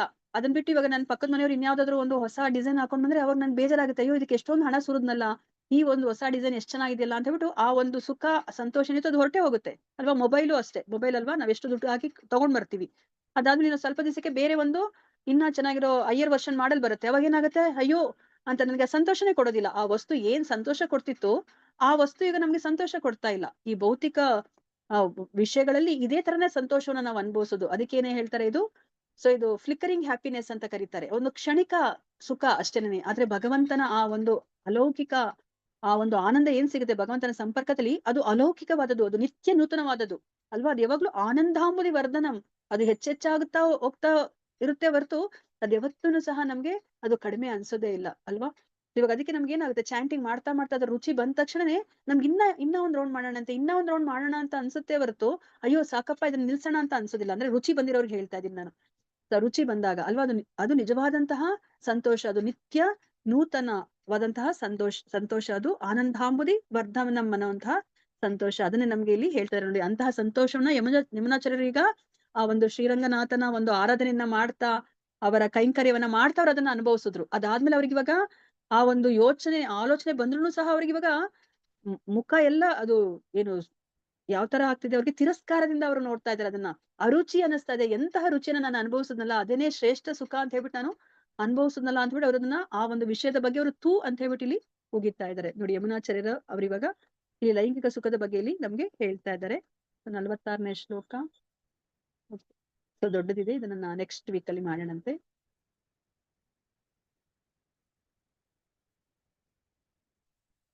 ಪ್ರಹ್ಲಾದ ಮಹಾರಾಜ್ ಕಿ ಜೈ, ನರಸಿಂಹ ಭಗವಾನ್ ಕಿ ಜೈ. ಇಲ್ಲಿ ನೆರೆದಿರುವ ಅನಂತ ಕೋಟಿ ವೈಷ್ಣವ ಭಕ್ತರೊಂದಿಗೆ ಕಿ ಜೈ. ವಾಂಚಾ ಕಲ್ಪತರುಭ್ಯಶ್ಚ ಕೃಪಾ ಸಿಂಧು ಬೇವಚ ಪತಿತನಾಂ ಪಾವನೇಭ್ಯೋ ವೈಷ್ಣವೇಭ್ಯೋ ನಮೋ ನಮಃ. ಹರೇ ಕೃಷ್ಣ ಕೃಷ್ಣ ಕೃಷ್ಣ ಹರೇ ಹರೇ, ಹರೇ ರಾಮ ರಾಮ ರಾಮ ಹರೇ ಹರೇ. ಹರೇ ಕೃಷ್ಣ. ಇವತ್ತಿನ ದಿವಸ ನಾವು ತುಂಬಾ ಮುಖ್ಯವಾದಂತಹ ವಿಚಾರಗಳನ್ನ ನಾವು ತಿಳ್ಕೊಂಡ್ವಿ. ಸೊ ಇವಾಗ ನಾವು ಭಗವಂತನಿಗೆ ತುಂಬಾ ಪ್ರಿಯರಾಗ್ಬೇಕು ಅಂತಂದ್ರೆ ನಾವೇನ್ ಮಾಡ್ಬೇಕು, ನಾವು ಈ ಭಕ್ತಿಯನ್ನ ಎಲ್ಲರಿಗೂ ಸಹ ನಾವು ಹಂಚ್ಬೇಕು ಅಲ್ವಾ? ನಮ್ಗೆ ಗೊತ್ತಿರೋ ಹಾಗೆ ಪ್ರಭುಪಾದರು ಮೊದ್ಲು ದೀಕ್ಷೆ ಕೊಡ್ಬೇಕಾದ್ರೆ ಅವರು ಎರಡೇ ವಿಷಯಗಳನ್ನ ಅವ್ರು ಕೇಳ್ತಾ ಇದ್ದಿದ್ದು ಅಲ್ವಾ? ನೀನ್ ಯಾರು? ನಾನು ದೇಹ ಅಲ್ಲ ಆತ್ಮ ಅಲ್ವಾ? ದೇವೋತ್ತಮ ಪರಮ ಪುರುಷ ಯಾರು? ದೇವರಂದ್ರೆ ಯಾರು ಅಂದ್ರೆ ಕೃಷ್ಣ. ಸೊ ಇವೆರಡು ಗೊತ್ತಿದ್ರೆ ಸಾಕು, ನೀವು ಪ್ರಚಾರ ಮಾಡ್ಲಿಕ್ಕೆ ನೀವು ಯೋಗ್ಯರಿದ್ದೀರಾ ಅಂತ ಹೇಳ್ತಾರೆ ಅಲ್ವಾ? ಸೊ ಇವಾಗ ಅವರು ಆ ಚಿಕ್ಕ ಮಗು ಆ ಸರಸ್ವತಿಯನ್ನ ಅವರು ಕರೆದು ಕೇಳ್ತಾರೆ. ಆ ಭಕ್ತರ ಮಗು ಆಗಿದ್ದಂತಹ ಆ ಸರಸ್ವತಿನ ಕರೆದಾಗ ಆ ಚಿಕ್ಕ ಮಗುನೇ ಹೇಳುತ್ತೆ ಅಲ್ವಾ, ದೇವ್ರು ಯಾರು ಅಂತಂದ್ರೆ ಕೃಷ್ಣ ಅಂತ ಹೇಳ್ತಾರೆ. ಆದ್ರೆ ಅಲ್ಲಿರುವಂತಹ ದೊಡ್ಡ ದೊಡ್ಡ ವ್ಯಕ್ತಿಗಳಿಗೆನೆ ಅದರ ರಹಸ್ಯ ಏನಂತ ಹೇಳ್ಬಿಟ್ಟು ಅವ್ರಿಗೆ ಗೊತ್ತಿರೋದಿಲ್ಲ ಅಲ್ವಾ? ಸೊ ಕೃಷ್ಣ ಪ್ರಜ್ಞೆನ ಪ್ರಚಾರ ಮಾಡ್ಲಿಕ್ಕೆ ಇಷ್ಟು ಜ್ಞಾನ ಇದ್ರೆ ಸಾಕು, ನಾವೆಲ್ಲರಿಗೂ ಸಹ ನಾವು ಪ್ರಚಾರ ಮಾಡ್ಬೋದು ಅಲ್ವಾ? ನನಗೆ ಅಯ್ಯೋ ನನ್ನ ಪರಿಪೂರ್ಣ ಜ್ಞಾನದ ಹಂತಕ್ಕೆ ಬಂದೇ ಇಲ್ಲ ಅಂತ ನಾವು ತಡ ಮಾಡದೆ ಬೇಡ ಅಂತ ಹೇಳ್ತಾರೆ ಅಲ್ವಾ? ಮತ್ತೆ ಚೈತನ್ಯ ಮಹಾಪ್ರಭುಗಳ ಒಂದು ಅವರ ಒಂದು ಆಸೆ ಏನಿದೆ, ಈ ಒಂದು ಹರಿನಾಮ ಈ ಪ್ರಪಂಚದ ಒಂದು ಮೂಲೆ ಮೂಲೆಯಲ್ಲೂ ಹಳ್ಳಿಗಳಲ್ಲೂ ಪಟ್ಟಣಗಳಲ್ಲೂ ಸಹ ಇದು ಪ್ರಚಾರ ಆಗ್ಬೇಕು ಅನ್ನೋದೇ ಅವ್ರ ಆಸೆ ಇದೆ. ಸೊ ಅದಕ್ಕೋಸ್ಕರ ನಾವಿವಾಗ ಕೃಷ್ಣನ ಆ ಒಂದು ಇಚ್ಛೆನೂ ಸಹ ಅದೇ ಇದೆ. ಮತ್ತೆ ಚೈತನ್ಯ ಮಹಾಪ್ರಭುಗಳಾಗಿ ಅವ್ರು ಬಂದಾಗ್ಲೂ ಸಹ ಅವರು ಅದನ್ನೇ ನಮ್ಗೆ ಹೇಳಿಕೊಟ್ಟಿದ್ದಾರೆ. ಸೊ ಅದಕ್ಕೋಸ್ಕರ ನಾವು ಸಹ ಯಾರೇ ನಮ್ಮ ಸಂಪರ್ಕಕ್ಕೆ ಬರ್ಲಿ, ಯಾರೇ ದೇಕೆ ತಾರೆ ಕಹ ಕೃಷ್ಣ ಉಪದೇಶ, ಯಾರೇ ನಮ್ಮ ಸಂಪರ್ಕಕ್ಕೆ ಬರ್ಲಿ, ಅಯ್ಯೋ ನನಗೆ ಬರೋದಿಲ್ವಲ್ಲ ಈ ಕೃಷ್ಣ ಪ್ರಜ್ಞೆ ಬಗ್ಗೆ ಪೂರ್ತಿಯಾಗಿ ಜ್ಞಾನ ಇಲ್ವಲ್ಲ ಅಂತ ನಾವು ಆಲೋಚನೆ ಮಾಡೋದೇ ಬೇಕಾಗಿಲ್ಲ. ನಮ್ಗೆ ಕೃಷ್ಣ ದೇವೋತ್ತಮ ಪರಮ ಪುರುಷ ಅಂತ ಗೊತ್ತಿದ್ದಾರೆ. ಸೊ ಅದಕ್ಕೆ ಅದನ್ನ ನಾವು ಎಲ್ಲರಿಗೂ ನಾವು ಮುಟ್ಟಿಸ್ಬೇಕು, ತಲುಪಿಸ್ಬೇಕು. ನಾವ್ ಈ ತರ ತಲುಪಿಸಿದ್ರೆ ಏನಾಗುತ್ತೆ, ನಮ್ಗೆ 18ನೇ ಅಧ್ಯಾಯದಲ್ಲಿ ಕೃಷ್ಣ ಹೇಳಿರೋ ಹಾಗೇನೆ ನಾವು ಕೃಷ್ಣನಿಗೆ ತುಂಬಾ ಪ್ರೀತಿ ಪಾತ್ರರಾಗ್ತೀವಿ ಅಲ್ವಾ. ಇವಾಗ ಭಜನಾನಂದಿ ಗೋಷ್ಠಾನಂದಿ ಅಂತ ಹೇಳ್ಬಿಟ್ಟು ನೀವು ಇಂದಿನ ವಾರಗಳಲ್ಲೂ ಸಹ ನೀವು ತಿಳ್ಕೊಂಡ್ರಿ ಅಲ್ವಾ. ಸೊ ಭಜನಾನಂದಿ ಆಗ್ಲಿಕ್ಕೆ ನಮ್ಗೆ ಹೇಳಿದ್ರ ಅಥವಾ ಗೋಷ್ಠಾನಂದಿ ಆಗ್ಬೇಕು ಅಂತ ನಮ್ಗೆ ಹೇಳಿದ್ರ? ಹರೇ ಕೃಷ್ಣ. ಭಜನಾನಂದಿ. ಗೋಷ್ಠಾನಂದಿ ಆಗ್ಬೇಕು ನಾವು. ಸೊ ನಾವೆಲ್ಲರಿಗೂ ಸಹ ಪ್ರಚಾರ ಮಾಡ್ಬೇಕು. ಭಜನಾನಂದಿ ಅಂದ್ರೆ ಒಂದೇ ಕಡೆ ಕುತ್ಕೊಂಡು ನಾವು ಹರೇ ಕೃಷ್ಣ ಮಹಾಮಂತ್ರ ಹೇಳ್ಕೊಳೋದು. ಅವಾಗ ನಮ್ಮ ಉದ್ಧಾರ ಆಗತ್ತೆ ಅಷ್ಟೇ, ನಾವೆಲ್ಲರನ್ನ ನಾವು ಉದ್ಧಾರ ಮಾಡ್ಲಿಕ್ಕೆ ಸಾಧ್ಯ ಆಗೋದಿಲ್ಲ. ಸೊ ಅದಕ್ಕೋಸ್ಕರ ನಾವು ಗೋಷ್ಠಾನಂದಿ, ಗೋಷ್ಠಿಗಳನ್ನ ನಾವು ಮಾಡ್ಬೇಕು. ಇಷ್ಟ ಗೋಷ್ಠಿ ಅಂತ ನಾವೇನ್ ಹೇಳ್ತೀವಿ ಆತರ ಕೃಷ್ಣನ ಬಗ್ಗೆ ನಾವು ಗೋಷ್ಠಿಯನ್ನ ಮಾಡ್ಬೇಕು. ಮಾಡಿ ನಾವೆಲ್ಲರಿಗೂ ಸಹ ಸಂಪರ್ಕಕ್ಕೆ ಬಂದಿರೋರ್ಗೆಲ್ಲರಿಗೂ ಸಹ ಈ ಒಂದು ಕ್ಲಾಸ್ ಇದೆ, ಈ ತರ ನೀವು ಬನ್ನಿ, ಎಲ್ಲರನ್ನೂ ಸಹ ನಿಮ್ಮವ್ರನ್ನೆಲ್ಲರನ್ನೂ ಸಹ ಕರ್ಕೊಂಡು ನೀವು ಸಹ ಬನ್ನಿ ಅಂತ ಹೇಳ್ಬಿಟ್ಟು ನಾವು ಇಷ್ಟನ್ನ ನಾವು ಹೇಳಿದ್ರು ಸಾಕು ಅಲ್ವಾ. ನಾನು ಸಹ ಇದಕ್ಕೆ ಅಟೆಂಡ್ ಮಾಡ್ದೆ, ನನ್ನ ಜೀವನದಲ್ಲಿ ತುಂಬಾನೇ ಬದಲಾವಣೆ ಆಗಿದೆ ಅಂತ ಹೇಳ್ಬಿಟ್ಟು ನಾವ್ ಇಷ್ಟನ್ನ ಹೇಳಿದ್ರು ಸಹ ನಾವು ತುಂಬಾನೇ ಅವ್ರಿಗೆ ಮಹತ್ ಉಪಕಾರ ಅಲ್ವಾ. ನಾವೇನ್ ಹೇಳ್ತೀವಿ, ಮಾನವ ಸೇವೆ ಮಾಧವ ಸೇವೆ ಅಂತ ಹೇಳ್ತೀವಿ ಅಲ್ವಾ. ಆದ್ರೆ ಅದು ನಿಜವಾದದ್ದಲ್ಲ ಅಲ್ವಾ. ಮಾಧವ ಸೇವೆಯನ್ನ ಮಾಡಿದ್ರೆ ಅವಾಗ ನಿಜವಾದ ಮಾನವ ಸೇವೆ ಆಗತ್ತೆ. ನಾವು ಭಗವಂತನಿಗೆ ಸೇವೆ ಮಾಡಿದಾಗ ಇಡೀ ವಿಶ್ವವೇ ಸಂತೋಷವ ಅಲ್ವಾ. ವಿಶ್ವಪೂರ್ಣ ಸುಖಾಯತೆ. ನಾವು ಆ ಬೇರಿಗೆ ನೀರೆರೆದ್ರೆ ಅದು ಹೇಗೆ ಆ ಒಂದು ಮರದ ಪ್ರತಿಯೊಂದು ಭಾಗಗಳಿಗೂ ಅದು ತಲುಪುತ್ತೋ, ಅದೇ ತರ ನಾವು ಭಗವಂತನಿಗೆ ಸಂತೋಷ ಪಡಿಸಿದ್ರೆ ಅದು ಇಂಡೈರೆಕ್ಟ್ ಆಗಿ ಇಡೀ ವಿಶ್ವದಲ್ಲಿ ಶಾಂತಿ ಅನ್ನೋದು ನೆಲೆಸುತ್ತೆ ಅಲ್ವಾ. ಸೊ ನಾವು ಅದಕ್ಕೆ ಎಲ್ಲರಿಗೂ ಸಹ ಹೆಚ್ಚೆಚ್ಚು ನಾವು ಈ ಕೃಷ್ಣ ಪ್ರಜ್ಞೆ ಬಗ್ಗೆ ನಾವು ಪ್ರಚಾರವನ್ನ ನಾವು ಮಾಡ್ಬೇಕಾಗತ್ತೆ. ಹರೇ ಕೃಷ್ಣ. ಎಲ್ಲರಿಗೂ ಧನ್ಯವಾದಗಳು. ಮತ್ತೆ ಲೈಂಗಿಕ ಸುಖದ ಬಗ್ಗೆ ನಾವು ತಿಳ್ಕೊಂಡ್ವಿ. ಈ ಮಾನವ ಜನ್ಮ ಅಮೂಲ್ಯವಾದದ್ದು, ಅದನ್ನ ನಾವು ಏನಕ್ಕೆ ಉಪಯೋಗಿಸ್ಕೋಬೇಕು, ನಮ್ಮ ಇಂದ್ರಿಯಗಳನ್ನ ಏನಕ್ಕೆ ನಾವು ಉಪಯೋಗಿಸ್ಕೋಬೇಕು ಅನ್ನೋದನ್ನು ಸಹ ನಾವು ಇವತ್ತು ಪ್ರಹ್ಲಾದ ಮಹಾರಾಜನ ಪ್ರಾರ್ಥನೆಗಳ ಮೂಲಕ ನಾವು ತಿಳ್ಕೊಂಡ್ವಿ. ಹರೇ ಕೃಷ್ಣ. ಎಲ್ಲರಿಗೂ ಧನ್ಯವಾದಗಳು. ಇಷ್ಟೊತ್ತು ನೀವು ಶ್ರದ್ಧೆಯಿಂದ ಕುತ್ಕೊಂಡು ಕೇಳಿರೋದಕ್ಕೆ. ಪ್ರತಿಕ್ಷಣ ಕೃಷ್ಣನ ನಾಮಸ್ಮರಣೆ ಮಾಡ್ತಾರಿ, ಮನುಕ್ಷಣ ಕೃಷ್ಣನ ಮರೆತು ಇರ್ಬೇಡಿ. ಹರೇ ಕೃಷ್ಣ. ಧನ್ಯವಾದಗಳು. ಮುಂದಿನ ವಾರ ಪ್ರಭುಜಿ ಮುಂದಿನ ಶ್ಲೋಕಗಳನ್ನ ಮಾಡ್ತಾರೆ. ಹರೇ ಕೃಷ್ಣ. ಯಾರಿಗಾದ್ರೂ ಪ್ರಶ್ನೆ ಇದ್ರೆ ಅಥವಾ ರಿಯಲೈಸೇಷನ್ ಇದ್ರೆ ನೀವು ಹಂಚ್ಕೋಬಹುದು. ಹರೇ ಕೃಷ್ಣ. ಏನಾದ್ರು ರಿಯಲೈಸೇಷನ್ ಆಗಿದ್ರೆ ಹಂಚ್ಕೋಬಹುದು. ನಾನು ಈ ತರ ಅನ್ಕೊಂಡಿದ್ದೆ, ಈ ತರನಾ ಅಂತ ಹೇಳ್ಬಿಟ್ಟು ನೀವು ಹೇಳಿದ್ರು ಸಹ ಬೇರೆಯವ್ರಿಗೂ ಸಹ ಅದು ತುಂಬಾ ಹೆಲ್ಪ್ ಆಗುತ್ತೆ. ಇವಾಗ ನೋಡಿ, ಅರ್ಜುನ ಪ್ರಶ್ನೆಗಳನ್ನ ಕೇಳಿಲ್ಲ ಅಂದಿದ್ರೆ ಕೃಷ್ಣನಿಗೆ ನಮ್ಗೆ ಎಷ್ಟೊಂದು ನಮ್ಗೆ ಗೊತ್ತೇ ಆಗ್ತಿರ್ಲಿಲ್ಲ ಅಲ್ವಾ. ಅದರ ಗೂಢಾರ್ಥಗಳೆಲ್ಲ ನಮ್ಗೆ ಗೊತ್ತೇ ಆಗ್ತಿರ್ಲಿಲ್ಲ. ಸೊ ಅದೇ ತರನೇ ನಿಮ್ಗೆ ಏನಾದ್ರು ಪ್ರಶ್ನೆಗಳಿದ್ರು ನೀವು ಕೇಳ್ಬೋದು, ಅಥವಾ ಏನಾದ್ರು ನಂಗೆ ಈ ತರ ರಿಯಲೈಸ್ ಆಯ್ತು, ನಾನು ಈ ತರ ಅನ್ಕೊಂಡಿದ್ದೆ, ಇವತ್ತೇ ಗೊತ್ತಾಗಿದ್ದು ಅಂತ ಹೇಳಿದ್ರು ಬೇರೆಯವ್ರಿಗೆ ಹೆಲ್ಪ್ ಆಗತ್ತೆ. ಹರೇ ಕೃಷ್ಣ. ಏನಾದ್ರು ಇದ್ಯಾ?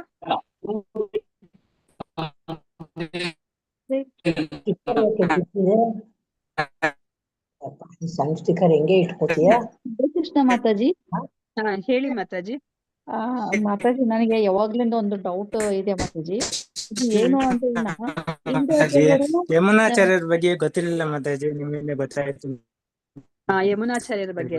ಪ್ರಭುಜಿ, ಅದಿನ್ನ ತುಂಬಾ ಸುಂದರವಾಗಿದೆ ಕತೆ. ನನಗೆ ಅದು ಹೆಸರು ಎಲ್ಲ ಮರ್ತೋಗ್ಬಿಟ್ಟಿದೆ. ಅವರ ತಾತ ಮತ್ತೆ ಅವರ ಶಿಷ್ಯನ ಹೆಸರೆಲ್ಲನೂ ಮರ್ತೋಗಿದೆ. ಇನ್ನ ತುಂಬಾ ಚೆನ್ನಾಗಿದೆ ಪ್ರಭುಜಿ ಅದು ಆಕ್ಚುಲಿ ಆ ಕತೆ. ಯಮುನಾಚಾರ್ಯರು ಅಂತಂದ್ರೆ ಯಾರು ಬರ್ತಾರೆ ಮಾತಾಜಿ? ಈಗ ನಾವು ಶಂಕರಾಚಾರ್ಯರು ಅಂದ್ರೆ ಇಲ್ಲ ಮಾತಾಜಿ, ಇದು ಶ್ರೀ ಸಂಪ್ರದಾಯ. ಶಂಕರಾಚಾರ್ಯರು ಅದ್ವೈತ ಸಂಪ್ರದಾಯ ಅಲ್ಲ, ಇವರು ಶ್ರೀ ಸಂಪ್ರದಾಯ. ಇವಾಗ ಶ್ರೀರಂಗಮ್ಮು ಮತ್ತೆ ತಿರುಪತಿ ಎಲ್ಲ ಇದೆಯಲ್ಲ ಮಾತಾಜಿ, ಅವರು ಇವಾಗ ನಮ್ಗೆ 4 ಸಂಪ್ರದಾಯದಲ್ಲಿ ಒಂದು ಸಂಪ್ರದಾಯ ಶ್ರೀ ಸಂಪ್ರದಾಯ ಅಲ್ವಾ. ಕೃಷ್ಣನಿಂದ ನೇರವಾಗಿ ಬಂದಿರೋ ಸಂಪ್ರದಾಯದಲ್ಲಿ ಸೊ ಆ ಒಂದು ಸಂಪ್ರದಾಯಕ್ಕೆ ಬರ್ತಾರೆ ಯಮುನಾಚಾರ್ಯರು. ಯಮುನಾಚಾರ್ಯರು ಆದ್ಮೇಲೆ ಇಲ್ಲಿ ಯಾರು ರಾಮಾನುಜಾಚಾರ್ಯರು ಬರ್ತಾರೆ ಮಾತಾಜಿ. ರಾಮಾನುಜಾಚಾರ್ಯರು ಯಮುನಾಚಾರ್ಯರನ್ನ ಭೇಟಿ ಮಾಡ್ಲಿಕ್ಕೆ ಆಗೋದಿಲ್ಲ, ಆದ್ರೆ ಅವ್ರಿಗೆ ನಿರ್ದೇಶನಗಳನ್ನ ಕೊಡ್ತಾರೆ. ರಾಮಾನುಜಾಚಾರ್ಯರನ್ನೇ ಮುಂದಿನ ಒಂದು ನಮ್ಮ ಗುರು ಪರಂಪರೆಯ ಗುರು ಅಂತ ಹೇಳ್ಬಿಟ್ಟು ಅವ್ರು ಹೇಳ್ತಾರೆ ಮಾತಾಜಿ, ಆ ಸೂಚನೆಯನ್ನ ಕೊಡ್ತಾರೆ. ಸರಿ ಮಾತಾಜಿ, ಧನ್ಯವಾದಗಳು. ಹರೇ ಕೃಷ್ಣ ಮಾತಾಜಿ. ಧನ್ಯವಾದಗಳು. ಹರೇ ಕೃಷ್ಣ. ಎಲ್ಲರಿಗೂ ಧನ್ಯವಾದಗಳು.